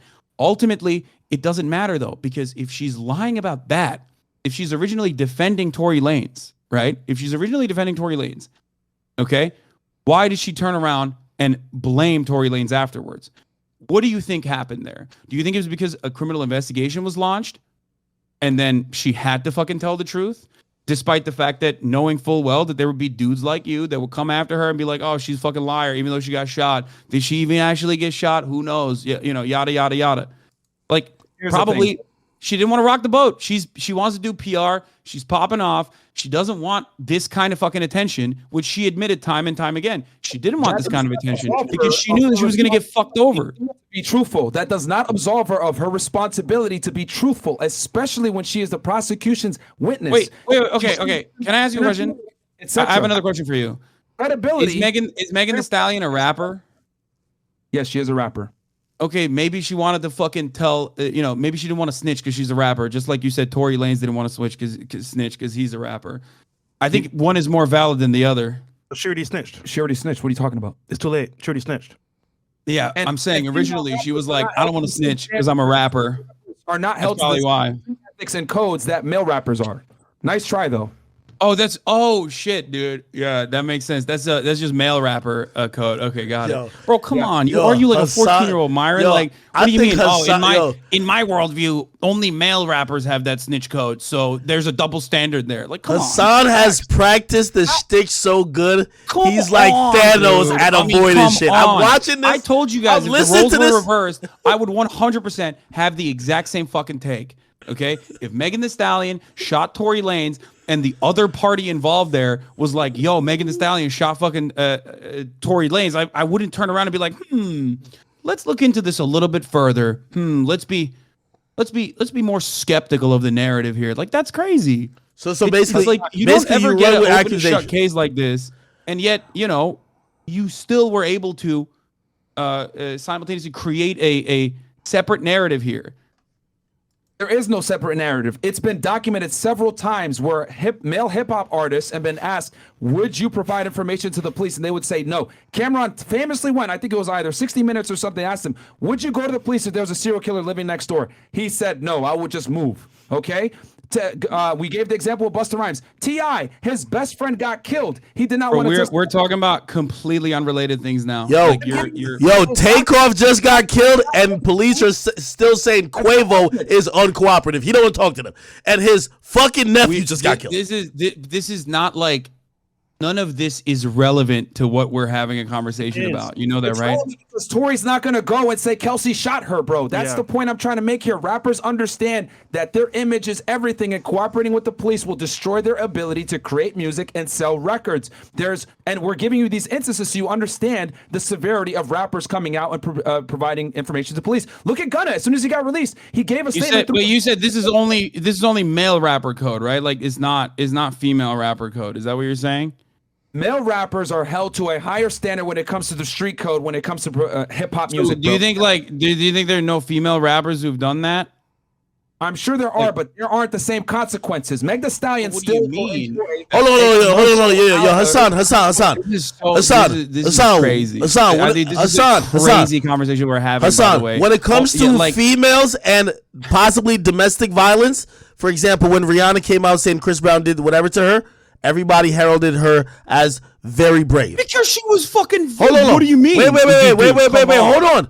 Why is your reaction? Hold on. Why is your reaction like I'm upset at it? No, that's how it should be. But I'm just showing you the difference between genders. That's the only point. You're saying you don't get the difference between genders. You're bringing up a victim. Okay, bring up an instance where someone fucking was the victim. Okay, and they didn't go to the cops. But it doesn't even matter because. I told you Blueface and Krishan Rock, but you don't want to get it. Completely irrelevant to the conversation. Blueface is showing up with two. Plenty of female rappers like Lil Kim that also went to fucking jail for a year plus 1 day for lying on the stand to cover for her fucking friends. This shit doesn't fucking matter to the case overall. You're trying to create a narrative where it's like a men versus women thing, but it's ultimately about what happened. If Blueface went to the cops, if Blueface went to the cops, what happened on that morning? If Blueface went to the cops for those 2 black guys his girl gave to him, we call him a snitch. If Jay-Z went to the cops after, if Jay-Z went to the cops after Beyonce's sister gave him a fucking 92 combo, it was straight chops, straight to his chest. We call him a snitch too. That's just what it is, bro. There is a difference between genders, brother. Conversation, unless you're talking about like. You're trying to make the whole Tory Lanez apologized, but didn't say like, wow, that's crazy that someone shot you shtick by saying, oh, because like rappers don't snitch. That's not snitching. Going to the lawman is snitching. Saying what the fuck happened that night. That's crazy that you got shot. I can't believe this person shot you. That's not snitching. That's a text message between 2 friends at that time. Okay? You don't apologize to someone who is an enemy. You apologize to someone who we're going in circles. We're going in circles because I keep telling you. Tory Lanez was apologizing specifically. Yeah, but Tory Lanez is apologizing while in custody. If you're in custody, why the fuck would you drop a name? Why would you drop a name? If you get locked up for, let me see what type of guy you are, right? Say you're kicking it with your little high school buddies, and let's say, I don't know, maybe one of them has an illegal gun in the car, okay? You all are locked up. Would you call your other friend and be like, yo, do you know that Marcus had the gun in the back? Would you say that on the jail phone, brother? Bro, you and I both went to Rutgers, dog. Okay, this whole like street cred shit is so stupid. But okay? it's not.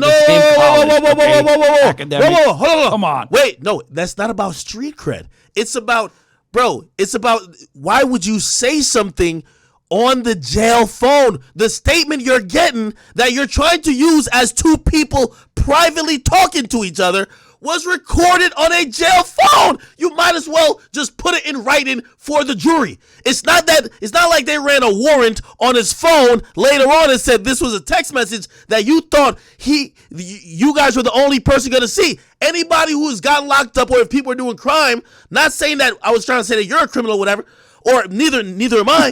But here's the point. But listen, here's the point.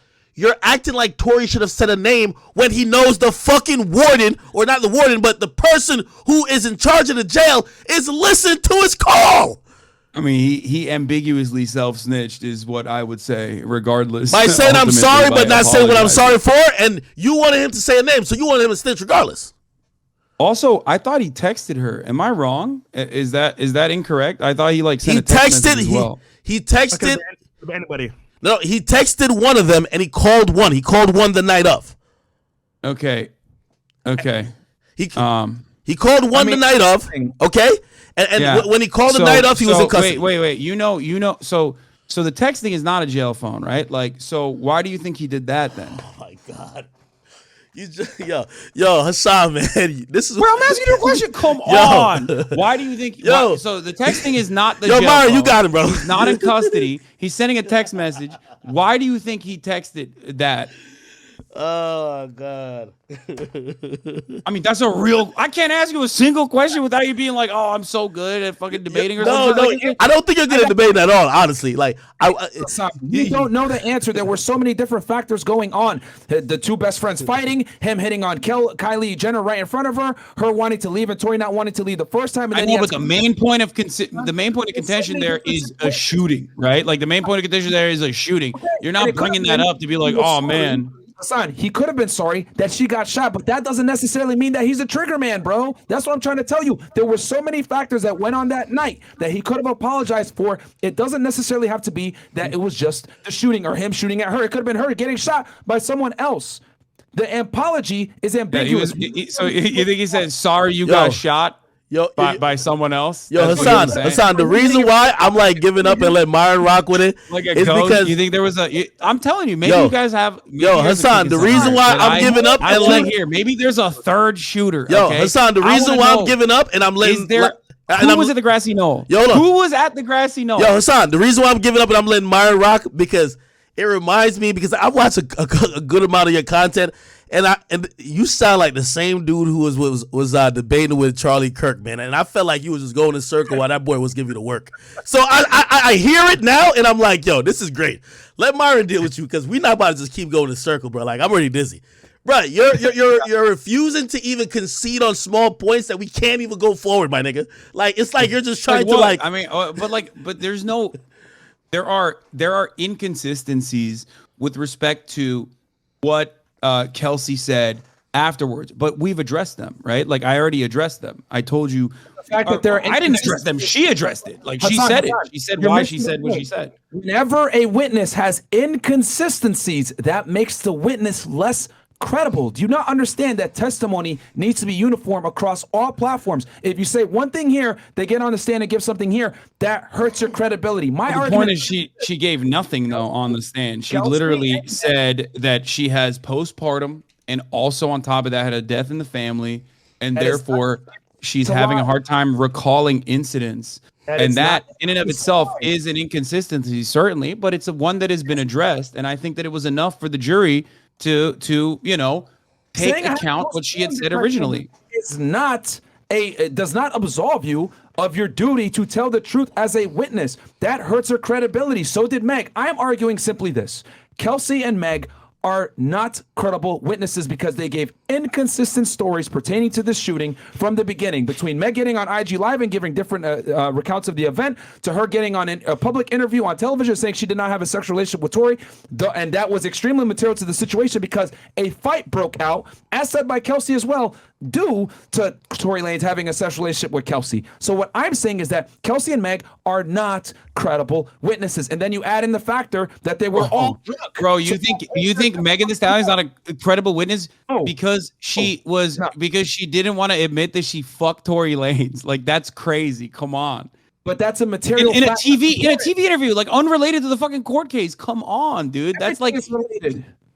Bro. I mean, if that makes her unrelated, it's like, oh, you lied when you were 14 years old one time. So like, sorry, you got shot. You're not a credible witness to your own shooting. Because she gave a differing story on a material fact in her own criminal investigation case. No, that is not a material fact. That is not a material fact. A material fact would be, if you want to talk about material fact, you could actually bring up the fact that she originally said she stepped on glass. That is a material fact. That is inconsistent. A material fact is not saying I didn't fuck Tory Lanez. That's important. Bro, that if that was important, then the court would have argued that was important. But luckily, the jury and the criminal justice system doesn't operate like a bunch of fucking manosphere podcasters. Holy fuck. Come on, dude. Ad hominem attack. Come on now. She can fuck the whole team if she wants to. She still got shot. It doesn't matter. The shooting happened because she fucked Tory Lanez, which means it's crazy. That's crazy. Bro, there's good evidence that Kelsey could have been the shooter, and they argued over Tory Lanez. You're telling me that wasn't relevant to the facts? Fighting over dick. Oh, Jesus Christ.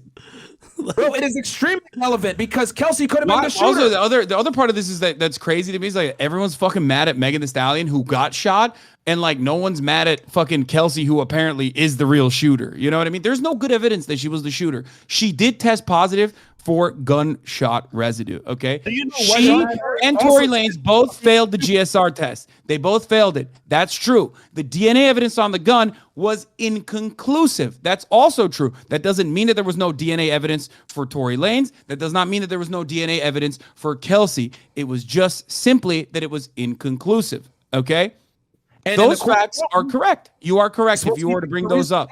Thing is that there was doubt here. There was a significant amount of doubt. We got witnesses that aren't credible. We got DNA tests that aren't being conclusive. We got witnesses saying Matter. Yeah, of course, DNA can sometimes be inconclusive. That's why you rely on the entire situation. That's why you rely on witness testimony. And guess what?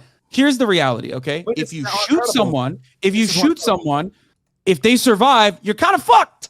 That's it. Like ultimately, this is where the court case starts, and this is where the court case begins. You shoot someone and they fucking survive, you are fucked. That's it. You can say, Your Honor, she fucked the whole squad, though. Your Honor, she lied about fucking someone, but then said that she actually did fuck them. It doesn't matter. She got shot by the dude, and she said, this motherfucker shot me. That's it.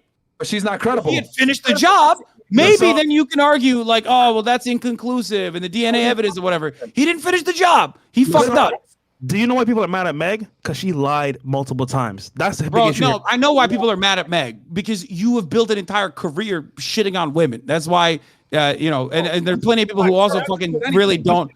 What does that have to do with anything? Oh my God. All you do is do ad hominem attacks. You don't argue the points. I'm saying she's not a credible witness because she lied. Of course I argue the points. Dude, if we're talking about ad hominem, you literally keep bringing up the fact that Megan Thee Stallion in a TV interview says she didn't fuck Tory Lanez, but then openly admitted that she fucked Tory Lanez in court. Because like, that's it. That's not credibility. And you're saying that like the case should be thrown out or something as a consequence of that. That's fucking insane.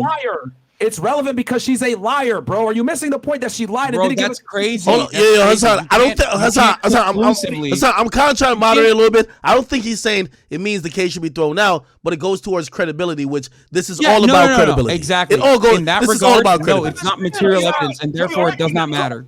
What are you arguing then?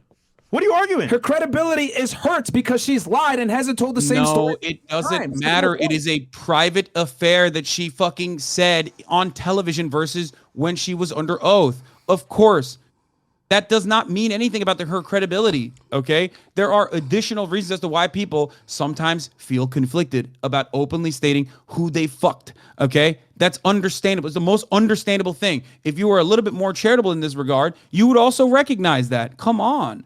Okay, let's talk about how she didn't want to admit that her and Kelsey got in a physical altercation. How about that? Let's also talk about how she said that they left one time, but in reality, they really left twice. And they came back. And they came back for a sandal.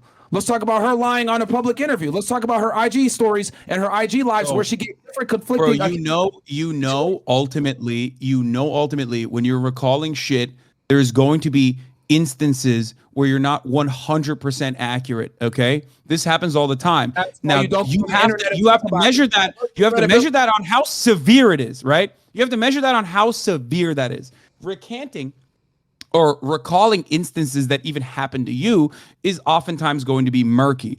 Now, if you are, let's say, a third-party person who claims you woke up the gunshots and then change your testimony to, oh, actually, I was watching them fight, so I saw every single thing that happened, that's pretty inconsistent, especially because of your proximity to the situation. If you're Kelsey in that regard, your testimony, if it had changed dramatically, which it never did, right? Remember, she only pled the fifth. She never dramatically changed her testimony. She never dramatically changed her testimony and was literally given the opportunity to address it with immunity in a court of law. Hold on. Real quick. I'll let you guys go. Let me get a word in. So remember I said it's about credibility. And I think the way you even try to describe certain things is probably the reason why we're having the problem even kind of like understanding how this case even devolved how it did. Like when people are mentioning her sexual history, it's not to shame her, this and third. It's about credibility, right? Also, for example, she has a habit about drinking. I drink a lot every day. Okay, this is not to shame her, but that would No, probably. I know. I've seen you fall asleep listening to Drake. Yeah. Okay. But one of my favorite clips. But here's the thing, though. If we mention her drinking, it's not to shame her habits or her possibly being an alcoholic. It's probably to say, well, she was in a state of mind that she could probably not remember these details accurately. For example, like what Myron said, when she stated the sequence of events, she did not recall leaving the party, then returning. But her friend said that happened. Again, it's not trying to be like, oh, you're an alcoholic. These things go not into remembering whether you left the party and returned is of the same vein as like being fucking shot in the foot. Like, come on. No. Of course. No. Small details like that.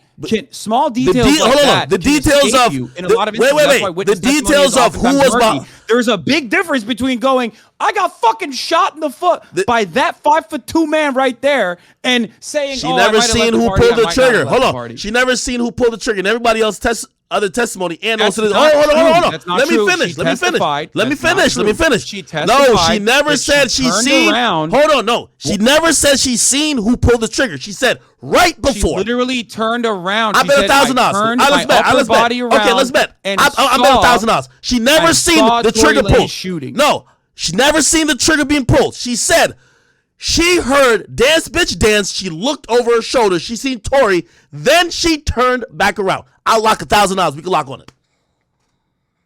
She never actually seen. So obviously by circumstantial evidence, you'd assume it is Tory. However, going back to her state of mind and not remembering though, according to the GSR report, Tory, if the gunfire happened at that moment, Tory had to be right next to Kelsey. They asked her, did you see, when you turned your back and you heard that, did you see Kelsey anywhere near there? She said, never seen Kelsey. Kelsey was nowhere in the vicinity. Right? Can you tell me? By the way, I already told you what happened in that regard. Megan Thee Stallion also said that she had turned around after hearing the voices. She never said she saw the gunshots. Chelsea said she turned around as well. But listen. I have another question for you. But like, so you're doing the thing and we move it. No, because we already. This is literally addressed in the court. Like we're in a loop now. No. You just said something that was false. As possible. Wait, hold on. I'm trying to move the conversation along as quickly as possible. Yo. Hassan. This is why I like your moves, right? You said something that was obviously false. From jail. Yo, you said something that was obviously false. I am holding you to the fire, saying that is false. You know what you do? Let's move to another point. You said something is false. Okay, we can go back to that. What is it here? Go ahead. Sorry. She did not. You're right. I will have this conversation again. She testified under oath that she believes Tory shot her, right? Because she saw him with the gun. She didn't see when he pulled the trigger. She saw him with the gun before the shoot. She also did say that she turned around. Like she was walking away from them. But when she heard noises, she did turn her upper body around. She did say that.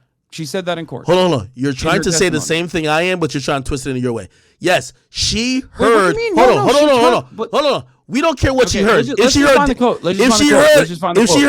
bitch, dance. If she heard, listen, gallop, bitch, gallop. If she heard whatever, did she see the bullets coming out of that gun? Was her eyes locked with the shooter? No. She said she saw Tory with the gun.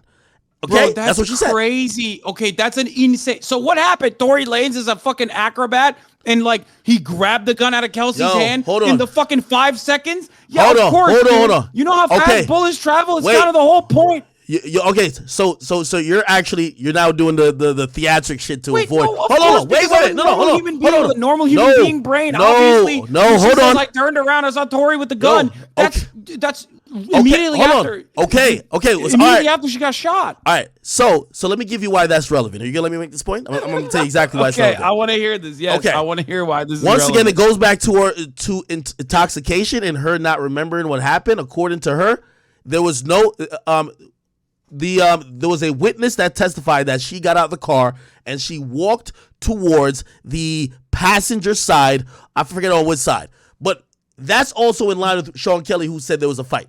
She claims she doesn't remember that. She only remembers walking away, then hearing dance, bitch, dance. The reason why I'm saying that, I'm not saying that she's just blatantly lying about that. I'm saying because her memory's now in question because of how inebriated she's at. Keep in mind, they also said, well, if you turned around and but it literally still like straight up fucking is corroborated by Kelsey's testimony originally. And you can't undermine it by no, it's not corroborated. But hold on, you keep saying initially. Her original testimony does not matter. You keep trying. You can't just say it doesn't matter. Of course it matters. Yo, Hasan, here are the facts, okay? She went in, she gave the police a statement in September of 2022, 2 years after the fact, and she went ahead and implicated Tory as the shooter. She went and corroborated a lot of Meg's story and said all this stuff to pin it on Tory. She gets on the stand, switches her story, says straight up, I lied. And then they ask, why did you lie? And she says, to protect myself. No, she never said like straight up I lied. When you say that, you're making it seem like every part of her testimony was incorrect, which she got immunity to clarify for and still refused to do so. She openly said, I lied in that interview earlier with the police. There were lies. But there's multiple facets to that conversation. She's not directly pinpointing a singular piece of information that she said was incorrect. Yo, Hasan, do you realize how ridiculous you sound if someone is saying that they lied? Hold on. Someone said they lied. Wait, hold on. Someone said they lied. Apples are red. Wait, no. And then they say the sky is green in that interview. No, Hasan. And then they turn around and if someone is admitting, actually, I lied about that interview. Does that mean apples are not red? No, you don't get what I'm saying. If I said I lied about something, no matter what I lied about, you don't think my credit? Hold on. It was inconsistent with. Even if okay, let's go with that. You don't think that you don't think your credibility is now in doubt, brother? You still think that that's a credible thing? You have no problem. She was not 100% truthful and was given immunity so she could clarify her statements, which she refused to do. She did not do that. She also said she is currently under like a lot of pressure, which is understandable, and ultimately did not reveal any additional information, but she had the opportunity to say what she lied about and change her testimony, which she did not do. So, of course, ultimately, they used her original testimony. Okay? Which is incredible because she said that she lied and it wasn't true. Like, no, bro, you can't use that. It doesn't work like that. This is like evidence that has been gathered. You know, you've built cases before, right? Like, this is evidence that's been gathered. You can't just be like, okay, well, I guess we just throw the whole case away. Like that. That's not how this works. Oh man, bro. I mean, come on. That's not how this works at all. You know that. You know from your own personal experience. You know that that's not how this works. The witness's credibility is everything, Hasan. Okay, and the other thing too, we could talk about the witnesses not being credible. We could talk about the lead detective being under investigation, having giglio issues, and being on admin leave. We could talk about how the police didn't properly secure the area and properly place evidence tags on all the bullet fragments and the blood, and they weren't able to get an actual trajectory of, a path of how Megan walked. We could talk about how Kelsey was sitting in the back seat behind Megan. Megan was sitting in the front seat. Tory was sitting in the back left passenger seat behind the driver. How would he have had time to go ahead and run around the corner, grab the gun, say, yeah, dance, bitch, dance, and then actually shoot her when she was he shot from the open door. He shot from the open door of the car.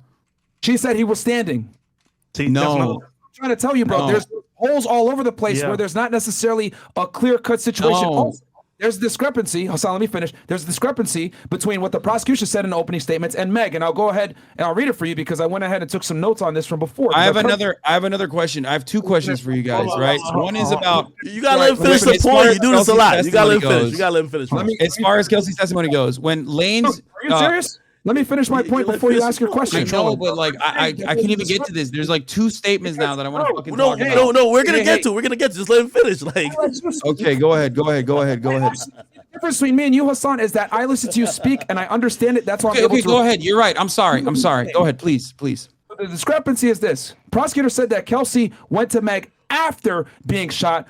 Then when Tory ran up to try to attack her, Kelsey got in the middle, fought Tory off, and he grabbed her by the hair. That's why her nail broke and her pendant broke, right? That's what the prosecution said in opening statement. However, Meg said when she got shot, Tory and Kelsey came at her at the same time, and she didn't make any mention of them actually fighting. So that's a huge discrepancy there. No, that's not no, that is literally not a discrepancy.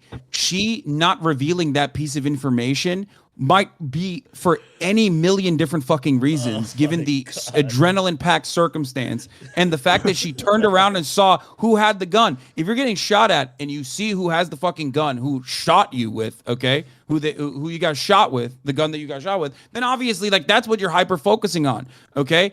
That is totally understandable. That does not make her like a non-credible witness. This standard, if this standard was applied to every single court case, literally no one would get jailed for murder. I hope you understand that. Like, there is no situation. The only thing that would be additional evidence on this would be just video footage of Tory Lanez shooting Megan Thee Stallion, going, dance, bitch, dance. And even then, I feel like you'd probably still defend it. Now, having said that, going back to what I was talking about, there are two instances that I want to mention, including the text message that Tory Lanez sent to Megan Thee Stallion.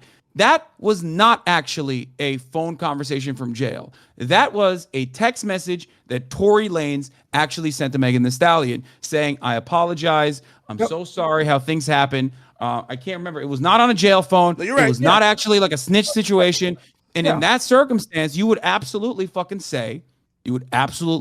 say something like, oh, that's crazy. Like, I can't believe that shit happened, rather than saying, oh, I'm so sorry, Meg, I know you probably never going to talk to me again, but I genuinely want you to know I'm sorry from the bottom of my heart, and I was just too drunk. Nonetheless, shit should have never happened, and I can't change what I did. I just feel horrible. You think after Megan Thee Stallion got shot, you think that like that's a text message that you're sending to a human being? We're talking reason, okay? Within the bounds of reason.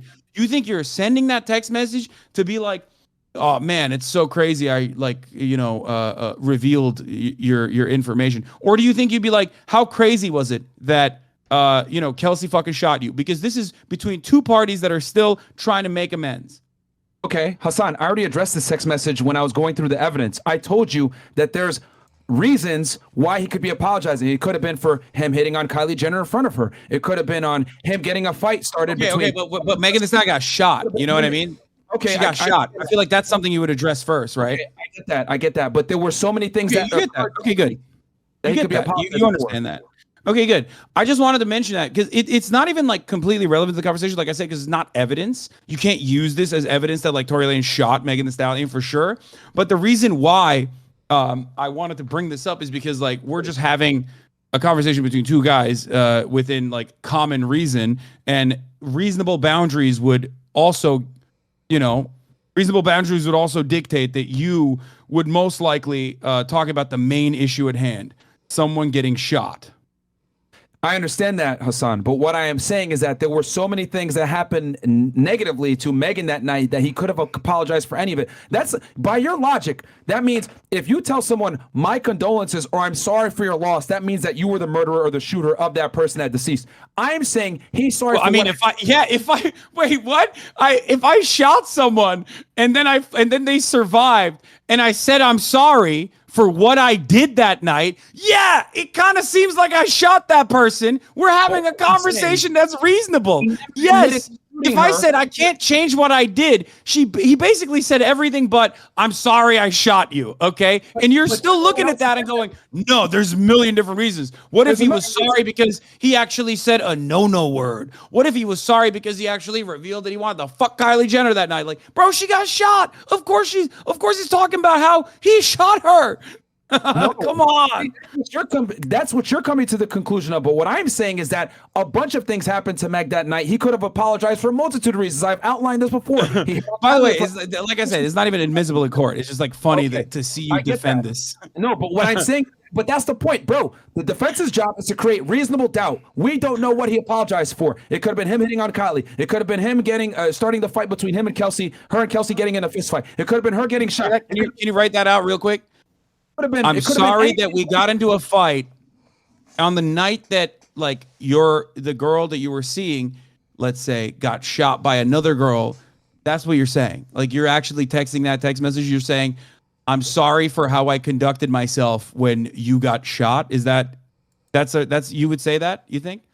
Dude, what I would do versus what happened to Tory are two different things. I'm saying he could have apologized for a multitude of reasons. You're just saying he apologized because he shot her. No, there was a bunch of things that came out that night that no one knew about. For example, Kelsey. But the main thing is that she got shot. I don't think she gives a fuck about Kylie Jenner at that point. Like her feet are bleeding.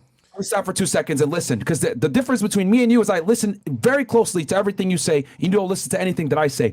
You got to understand that when Tory said, yo, Meg, just so you know, you backstabbed your friend. You were fucking on me. You were fucking on the baby, etc. That was the first time that Kelsey heard that information. Okay, so she obviously felt some type of way. They're all drunk. Emotions are high. Then all three of them are arguing in the love triangle. Kelsey did not know that information until Tory exposed it, and he embarrassed the fuck out of Meg. So that is what led to the physical altercation between Kelsey and Meg. They were best friends prior to the situation. So there's a multitude of reasons why Tory might be apologizing. It does not necessarily have to be just because he if shot. they had a physical altercation and Kelsey shot her, why did she blame Tory Lanez? Bro, that also can be explained. It could have been she was trying to take away some responsibility from herself. It could have been, oh, I need to pin it on somebody. You think if she got shot, she would have to describe her position? No, she would have been like, I got fucking shot by this crazy bitch. Come on, dude. You're crazy. No, in your mind, that's how that works. But that's not how that works in the fucking court of law. If she got shot by Kelsey and they fought and they fucking hate one another, clearly she's going to be like, I got shot by this crazy bitch Kelsey. Lock her up. No, she wouldn't, because they were best friends prior. She was probably trying to protect Kelsey. Why would she not? She would not. So why is she not? But that doesn't make any sense. That doesn't make any sense. That there was instances where she could have immediately turned around and be like, oh yeah, actually Kelsey's the one who's responsible. Like your own logical box that you have created doesn't make sense when you ask like 3 or 4 questions about motives of people that you're not hyper focusing on. Listen, this is common sense, bro. The video. Like, why is Tory protecting Kelsey? Why is Megan protecting Kelsey when Kelsey's the one who shot Megan in that circumstance? Like, it makes no sense. You didn't see, bro. Like, she wouldn't even know. She just looked. All she heard was dance bitch. If that was the case, then why did Kelsey say, well, did you hear the words dance bitch? She said, now where'd you hear that from? That was her verbatim answer to that. Okay, yeah. She didn't hear the words dance bitch. Fine. Okay. That's fine. I mean, but you're not responding to my question. Why would Megan Thee Stallion defend Kelsey despite being shot, even if they are no longer friends, and they're no longer friends? You know what I mean? Because who's the bigger enemy? Like you think what? That's crazy. The bigger enemy is the person who shot her. Okay, like in a situation, that's crazy that you think that like. Hold on. By the way, Hasan. Would literally be like, Meg Thee Stallion. Oh my God, hold on. I got shot by this woman. Hold on. But I fucking hate Tory Lanez more. That's an insane inference, dude. Come on. Meg only named Tory after Meg basically came out and said, "I'm tired of sparing you." He said, one more lie, I'm tired of sparing you. She tweeted this. This was basically her thinking that blogs and media were trying to portray her as either part of the melee that happened that night or making it seem like she, quote unquote, wasn't a victim. Shot. Okay, no, I'm not. You're saying the obvious, my guy. But I'm trying to tell you when she named Tory. I'm trying to tell you when she named Tory and why she had a reason to name him. She had a reason to name him because she felt that the media was kind of painting her in a situation where she was lumping them with her and also making her seem to be the bad guy. So she then basically threatened. Then she said, she went on live. She said, Tory shot me. Okay? Criminal charges never came till then. So if you're wondering, whatever. Wait. You're talking about the IG live, where yes. Megan Thee Stallion says Tory Lanez shot her. Okay. Yes. She tweeted before. She said that was August 20th though. You made it seem like it took her years to fucking admit this. It was at least a month. Yeah, that's not all that much time. What do you mean? Bro, she got shot. It's a criminal investigation. It's a criminal investigation going on. Get away from the situation. If her original, a month. Like, what do you mean? If someone shot you, would you wait a month to tell the police? I mean, she already. Well, actually, as a matter of fact, I wouldn't. But Megan Thee Stallion explained why she did. She waited a month because of what? Because she talked to them 4 days later too. What happened? Wait, she waited a fucking month because during that entire timeline, people were, as you already said, literally blaming her for fucking being shot and putting the responsibility on her after she got fucking shot. That's crazy. Hold on. She did not originally want to fucking snitch. Maybe because she's a rapper, like you guys also said, there's a rapper code. She didn't want to snitch. She didn't want to fucking snitch on Tory Lanez. But after people fucking constantly push you to the goddamn brink, and you're literally the victim in that circumstance, yeah, of course you're gonna fucking come out and say like, yeah, what the fuck is this shit? I got shot by Tory Lanez, and you motherfuckers are claiming that I'm the responsible party when my feet got bullet holes in them. Well, again, I'm answering your statement of why wouldn't she possibly say, let's say it was Kelsey. Why wouldn't she come out and just say Kelsey? Well, she didn't just, hold on a second. You jumped the gun too much. Hold on. I'm telling you, she didn't come out to say Tory either. The reason why she came out to say Tory is because she felt Tory was playing games with the media. So it's So it's fair to assume that her calling his name was a direct result of what she felt he was doing, not that she came to some type of, oh, I'm ready to speak. So now when you say, well, why wouldn't she name Kelsey? Kelsey isn't a star. Kelsey has no type of power and control over the media or the narrative. Again, why, if you waited that long, even if it was Kelsey, why say anything? Kelsey can't affect your career, can't affect the narrative, but who can? Tory Lanez. I hope you understood that part. Again, that's crazy. You think she got clout off of fucking? Yo, son, brother. Your listening skills. Then she would have just said what happened that night. Hassan, your listening skills are so crazy, brother. You don't listen. Hold on, my dude. You said one thing. I'm gonna repeat what you said. You said, "Oh, if it was Kelsey that shot her, why would she just say Kelsey?" So I reminded you. Well, she didn't say Tory till at least over a month later. Then I reminded you. Why did she? Hold on. Shot. See, okay. So she can't lie about being shot because she was. Brother, hear what I'm saying. She named someone a month later. It's important. Why did she name someone at that juncture? She named because that. Everyone kept fucking blaming her for being shot. No, and that is why she admitted who was actually the person who's responsible. This is why. This is literally explained why she did not name Tory Lanez originally. No, whoa, we're talking about why she was the one who named Tory that night. Hold on. We're talking about why did she name him a month later. This is why you got to listen more and read more, my brother. I'm trying to tell you because it's clear. I'll make a bet with you. You won't make it. Because you're not that informed. You just keep saying the obvious. But she was shot. Brother, we know this. You're going to say that for the 15,000th time. We know this. But I am answering your point. I'm answering your point. You're stretching. Bro, you're stretching harder than the fucking gymnastics team. That's why it's ridiculous. You made a point. Hold on. I'm going back to your point. I keep trying to ground you with I'm going back to your Hassan. I'm going back to your point. You said if she got shot by Kelsey, why wouldn't she just say it? I'm bringing you step by step why she said Tory and when she did. She did not say Tory. Because Tory Lanez is what is it? Give me the steps again.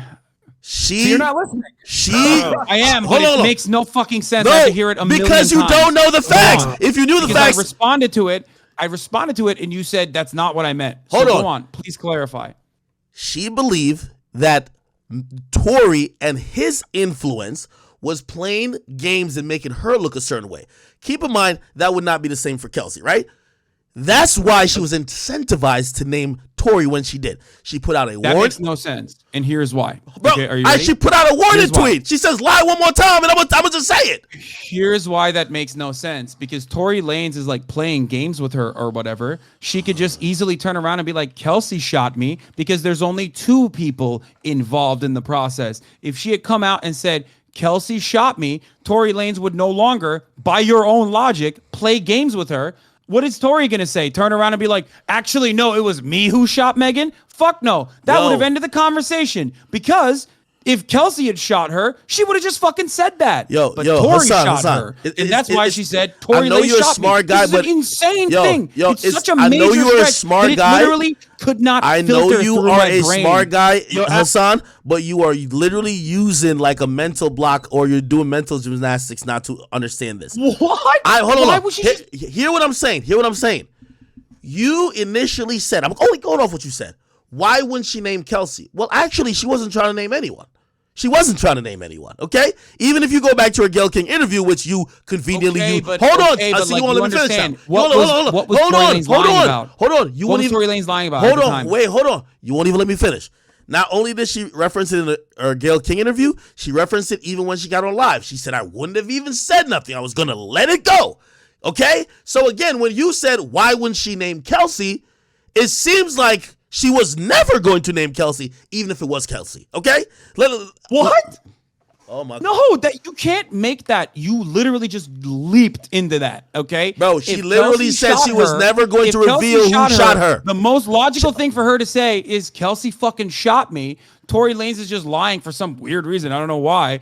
And what is Tory Lanez going to do in that situation? Be like, no, actually, Kelsey didn't shoot her. Megan shot herself. Or, no, actually, Kelsey didn't shoot her. I shot her. No, that would have fucking destroyed any argument that anyone could have ever had. The reason why she came out and said Tory Lanez shot me is because fucking Tory Lanez shot her. That's it. And this is a wild, these are wild leaps to make. I'm serious. Like, these are wild leaps to make. Like, it's I'm trying as best as I possibly can to try to like comprehend where you're coming from with this, but like there's so much motivated reasoning I'm going playing off a role of what you're in your saying. assertions here. I'm going that, off like, what it's you're hard saying. it's hard to like, you know, get in there. It's hard to like I'm going get off. through your Hold armor on. a little bit. I'm going off what you're saying. Women can't lie. That's the problem. That's why you No, can't. women of course lie. Women lie all the time. Everyone lies. Human beings are liars. This is a fucking bullshit straw man that everyone's like, oh, you're a SJW. Women can't lie. Of course women can lie. What the fuck do you mean? Okay, and Megan's lied plenty of times, and I'm saying that the whole case was based on her testimony. You're saying I believe her, Bro, she got shot though. You're like failing to comprehend this thing. It's not like Megan went and said Tory Lanez is doing tax evasion. You know what I mean? She doesn't know who shot her. She really doesn't. That's not true. She does know who shot her. And every single counter that you brought up about like why she didn't name Kelsey is ridiculous. It falls flat on its fucking feet. She lied in her testimony several times. She did not admit that they got into a physical altercation, which again is very important to the story, right? She did not admit. Why is it important to the story? You think it was self-defense? You think like Tory Lanez shot her because like it was self-defense? Is that what you think? If she doesn't admit that her and Kelsey got into a physical altercation right before the shots were fired, guess what it does? It paints Tory as the probable shooter. And oh my God! But you're still making the argument that like she somehow has reason to defend Kelsey, even though Kelsey fucking shot her, which is insane. Okay, bro, like that's insane. If someone shoots you, okay. If someone shoots you, in that situation, I'd probably fucking tell the cops. Okay, you can call me a snitch. There are many instances where I am a victim of shit, and I do not collaborate with the police. Okay, Hassan, remember this comes down to. I'd be like, okay, well, I got shot by this motherfucker. Hassan, remember this comes down to credibility. Okay, Hassan, remember this comes down to credibility, right? Now, granted, okay, like I know you're gonna say the same dumb three things that we're kind of agreeing with, but just listen to my train of thought. Just think you're a juror for 1 second. You're trying to make shit make sense. I think there's a reason why both Kelsey and Meg both conveniently forgot when they may have fought each other, even though an eyewitness said they were fighting for several minutes. They both misremembered that exact part. Okay? Now, granted, I think in the defense side, that part is very important if you're trying to cast doubt, right? If it seems like a woman's just walking away and you shoot her, you seem very malicious, and it just seems like it's open and shut. But if there was a fight that was happening for minutes, that makes sense. But here's what doesn't make sense. Okay, for this to work, Megan Thee Stallion would have to hate Tory Lanez more than the fucking person that she fought who shot her. And that is insane. Let me ask that's my point. And that's wild. You cannot connect those two dots. Okay? Like you're literally saying like she hates men so much that she wanted to blame a man or something. So there's a video, right? After the incident happened, the police showed up. You could hear Kelsey saying clearly, Meg, you're okay. Meg, you're okay. So they were still friends at that point. So they even though they fought, they were not like enemies. So what's the best option here? You know what? As girls, let's talk. You know what? Tory's the one that's being left out here. We're still friends. Let's put it on Tory. Pretty much, bro. That's it. They're friends still at that point. So it's like, bro, your argument, I get it, but they're still friends at that point.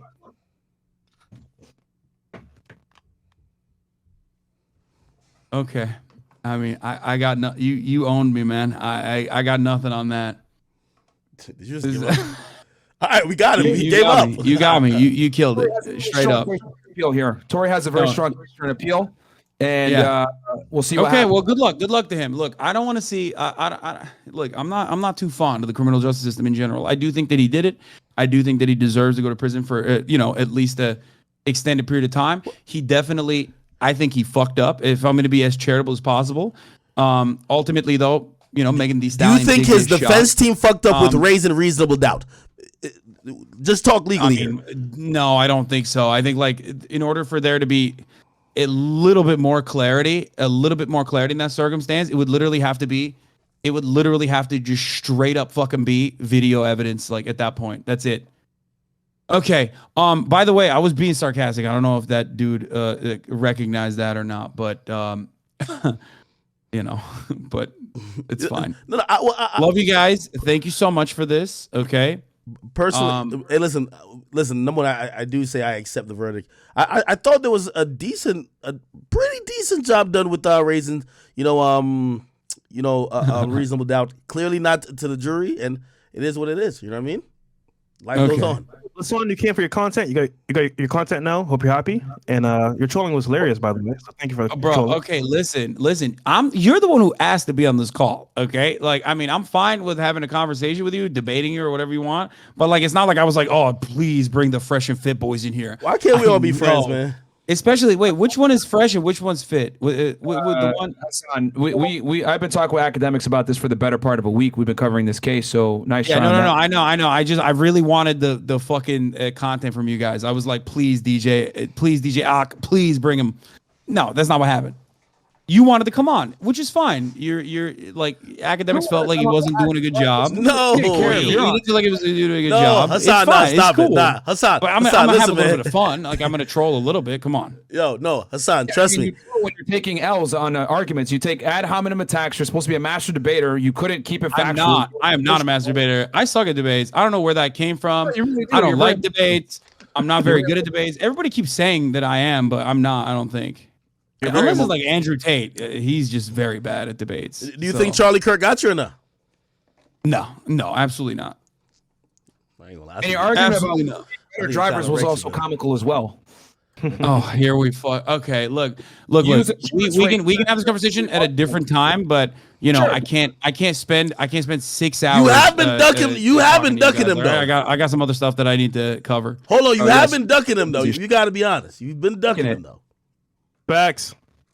What did you say, Ak? You kind of been ducking. Every time I mentioned Myron, like you were like, it's because the reason why I do debates when I end up doing them, I guess, is often because I think like someone has really damaging ideas and they're able to spread those damaging ideas to like a very large audience, right? And it's more so, it's not even like to stop the spread of said ideas, right? It's not like I'm calling for deplatforming or anything, but it's more so to just like address them adequately so people have a better understanding of like what the other side's perspective is, right? And so the reason why I will like debate someone like Andrew Tate is because like, he's all over the place. People will turn around and say, oh, that's clout sharking or whatever the fuck. And to them, I say, well, that is what matters in this circumstance. I want to temper someone's influence and at least like show that there's a different perspective on a large enough platform. And I guess this is a long way of saying that like Fresh and Fit didn't have enough clout for me to like address them. There was a time when they did though. Me and Andrew literally said we would debate you two, you and Ethan, gladfully on intersexual dynamics, and you guys ducked it and said, no, we're not going to do that, blah, blah, blah. And I've never said that. That is not a factually accurate statement. I don't know why you're saying that. But as you can tell, I am perfectly willing and able to hold a conversation with you. I don't know what happened with the Ethan thing, but I was always very much down to have a conversation. And I don't know where you got that from. You're the one that talks about us first, bro. We never mentioned you not one time. It was you making a bunch of hit pieces on us. Yeah. Dude. Well, when I first started, I don't know if you're talking about like me and Ethan together, but like when I first saw you guys were popping. I would have definitely debated you back then. I'm saying now, not so much. So this guy with a backhanded compliment. Stop it, bro. What are you talking about? We're more popping than you are. This nigga, bro. Okay. I mean, that's great. I'm happy for you guys' success. I haven't seen it, but if I do, I will, I'll hit you guys up. Yo, HasanAbi, bro. We've been on YouTube 2 years, bro, and we're almost as many subscribers as you. What are you talking about? We're definitely popular. No, I mean, congratulations to you guys. Like I said, when you guys have like a big enough influence, or if you have like a big enough audience, like Andrew Tate did at the time, then we can have a conversation. You know what I mean? Us and Andrew would debate y'all, and you guys still ran. So what is this excuse, bro? Y'all still ran. Because when it comes to intersexual dynamics, okay, my friend, I'm telling you what the reasons are. I don't want to debate you on like why I already told you I was not interested. You know what I mean? That's like kind of defeating the purpose. On us. We've never once talked shit about you until you started talking shit about us. You came at us first. Big facts. So you want to start it? I'll finish it. Yeah, because you had a lot of fucking videos that were popping at the time. A lot of people were spreading it and going, "Oh my god, what is this fresh and fit guys doing?" It doesn't happen anymore. That's part of the reason. You know what I mean? That's literally the main reason, as a matter of fact. Cool. You're not really here to argue topics or ideas. You're here. I just don't think it's like damaging enough. Like I don't think you're doing enough damage to discourse that I'm like. There are plenty of people who are much better debaters than myself. I would say Destiny is one of those people. Like I'm sure you guys can duke it out all day, every day. Do that. I showed the DM between us and H3. Y'all ran, bro. Y'all ran. I'm not Ethan Klein. I don't know why you keep saying us and H3. I don't think I've ever gotten a DM from you. Okay. All right, man. I'm pretty sure. Oh my God. We've definitely communicated that we could have this discussion. I mean, I'm here right now. Now. Like I said, I'm down. Whatever. Get your clout up. If there's like enough, Hasan, Hasan, that's a backhanded then I'll have a compliment. Conversation with you guys directly. That's a backhanded compliment, though. Come on, though. Bro, you are not as competent as you think you are. You are delusional if you think so. Hasan, I'm not competent. I'm not. Hasan, that's what you're saying. Hold on, Hasan. I don't think I'm a competent debater anyway. There's better debaters than me out there. You're not just a cloud farmer, because I've seen you talk about situations and ideas that are from very small creators. I think you're intentionally throwing them. You're putting them beneath you. It's about fear. You are scared right now because you understand that when it comes to intersexual dynamics, you are incompetent. Just like talking about this trial, you are incompetent. You don't know all the details, yet you're still speaking. The difference between me and you is I don't speak on something unless I know it. That's pretty crazy. It's pretty crazy because you were very confidently talking about the Fifth Amendment, which you definitely did not understand. So it seems to me like you are talking about things that you don't know anything about. Also, your co-host talks about women all the time. I feel like he has no idea. Like if I wanted to learn about how women are, I think you guys are the last people I would go to get advice. Really? It's funny. Yes, dude.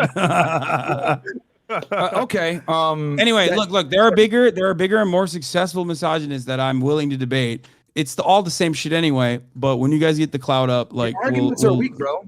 You literally said women are better drivers because they have cheaper insurance rates to Andrew, which is all right. Look, we'll do this. We'll do this at a later date. All right, guys. Like I said, I have so much. I have a long list of things I gotta talk about. I gave you guys like 6 hours, man.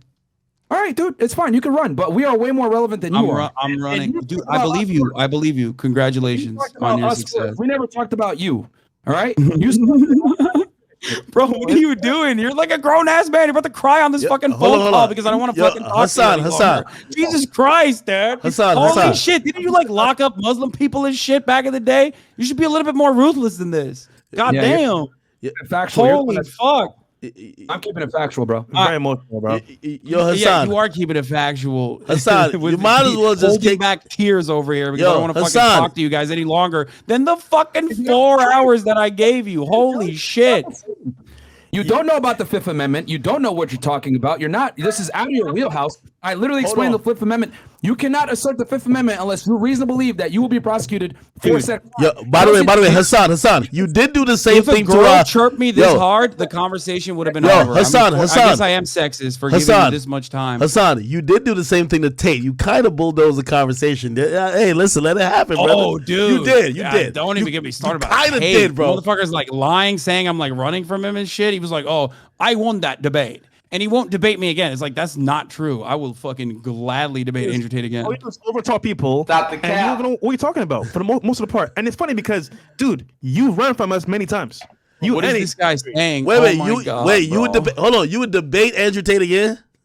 Yeah, 100%. Yeah, I Really? Stop the cap. Bro. That's not me. On one I end, don't you know say why you guys. Why would I fucking? Why would I run away from this dude? He literally like. He had to get out of the conversation. He's like, these people are not intimidating. Okay, Hold on, Hassan. They're not. Andrew Tate did Their say he ideas wanted are to not box you great, though. and their rhetoric is not great either. Hold on, he said he are we wanted to misogynist? box you though. What's up? How are we Guys, misogynist? bo- How are we boys, misogynist? I have to pee. Okay, this is very real. Okay, Go pee. I've held it in for far too long. Right. Go sit down Go and pee pee then. like you Do you normally pee do. now? Look, I don't have Yo, the this is peanut good. This is gallery good shit. like the Fed and the other dude have that like I can pee in his mouth real quick. You know what I mean? Sit down and pee, man. I don't know why you're still here. Then go sit down and pee. Put a blanket down too. Like, Bro, I you're find- literally an adult. Come on, you're talking about like amazing. juvenile ass fucking comebacks. You sit down to pee. What's next, bro? I got long hair, so like a girl. Is that what you're gonna say? Dude, you No, I got cooties, dude. You've been talking Come shit. on. Right here. Come I'm here. on, Right here. bro. Go sit down and pee, bro. Go sit down Got and it. pee. Or we can have a discussion. Hey, hold on. You've been- I'll be He honest. said, go sit down and pee. I'll be honest though. Dude, I do. you have to have like You've been talking shit better for taste. years. I'll be You honest. I talk do for a living. fundamentally You talk on a disagree. podcast for a living. I feel bad. I feel like I'm getting like secondhand embarrassment from a person who talks for a living, only being able to retaliate with like literal 12-year-old insults. Like you're like a playground bully. You're like, oh, you sit down and pee. Come on, you can be a little bit more creative. Not your co-host. I mean, he's gone. I don't think he's got anything in him. But you at least could be a little bit more creative. You know what I mean? My point is this, dude. You've been talking shit about us for over a year. I'm here, right now. You made a nonsensical argument with Andrew as far as insurance rates are what make female drivers better, which is a ridiculous argument to make in the first place. It doesn't make sense. You call us misogynist, etc. I'm here. We can have this discussion, but you want to say, I got to go pee. Then fine. Go sit down and pee. Go leave the stream, and it's fine. It's no big deal. Okay. Us and I could talk right. about the kids. But you've been wrong on a Listen. We'll bring this back up on a later date when I'm like running out of content or something, because it is entertaining. You guys are very entertaining.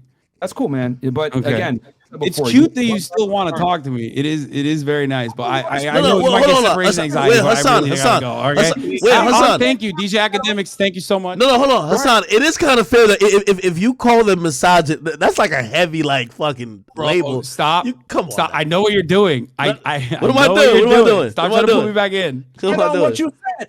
But if you're gonna talk shit, like I said before, we're here now. You started it. I will be glad to finish it. But you want to run and piss? Go ahead, man. can't do it. Fine. He can't do it. It's fine. He's Go backing ahead. out. Go ahead and piss. But Yes, again, you guys are right. I'm terrified. Hassan, don't go out like this, bro. Don't go out like this, bro. Oh, Jesus Christ. Okay. I gotta go. Thank you guys. We'll do this at a later time. You know what? It doesn't matter. Clout doesn't matter. I will have a conversation with you guys again. Okay, I promise. I've said it on. Look, clip it. Okay, I've said it in front of thousands of people. Okay. Will it be You in can hold person this or like against me on if I Discord? don't talk to you again.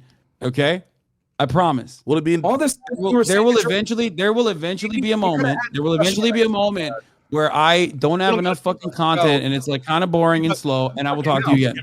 In 2088? You could have had a discussion by now. Peter Pan's big boy. You keep talking about I gotta pee, but you're still here, bro. You can leave. You're more Yo, than yo, welcome. We're gonna Hassan. do it again. I clipped it. Okay, in Yo, good faith. yo, I'm just Hassan, letting Hassan. that, I will have. this Hassan, I ain't conversation. gonna lie. Bye, guys. Hassan, I won't let him talk to me like that, bro. I'm gonna just be honest. I'm All gonna right. just keep it real. Yeah. I mean, Just keep it I'm an real. adult. I might not Hassan, I'm have just saying- Mr. yo, Hassan, 35-year-old yo, Hassan, hairline yet, but Yo, Hassan, I am yo, an adult. So, from one you know. Rutgers alumni to another, I'm just saying, we can't take this type of conversation, bro. I'm just saying, bro.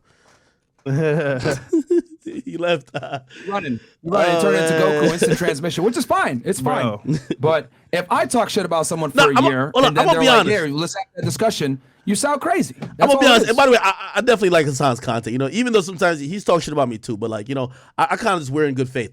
I definitely think he is kind of ducking you guys though, and I don't know why, because I think the whole thing about clout is BS. Because I'm telling you, I've watched his content a bunch of times, and I've seen him really get into it, kind of debate ideas and ideology that a lot of people would definitely less a clout had. You know what I mean? So it's like, you're picking and choosing now. And I mean, I can't really. Yeah, here's the thing. If he wants to use a clout route, again, I literally have the DMs I showed them. I told them, yo, we'll debate H3 in person in California. Me and Andrew will go. And this is when Andrew was the most Googled man on earth. I was on the phone talking with Andrew on WhatsApp while we were having that discussion, and they ran. I showed the DMs to H3. So Hasan could sit here and say all these things, blah, blah, blah. But then when confronted, he's out of his element. He knows it's going to be an L. So it's fine. And also, here's a big difference, right? He Googles stuff from the internet. He doesn't have experience. We have experience in the field. He does not. So him debating us will be kind of low because he doesn't understand what we go through. And he made a ridiculous argument saying that the fact that Kelsey took the Fifth Amendment can't be used by the jury. And that is ridiculous. I literally just got off texting my lawyer friend. It absolutely can be used by the jury to disqualify her as a witness because she took the Fifth, which contradicted the prior statement she gave to the police in September. But Hasan saying that, no, she gets that Fifth Amendment privilege and they can't judge her. They absolutely can. The only person that gets that protection is Tory Lanez because he is the actual accused that's on trial, not Kelsey. Kelsey was a prosecutorial witness.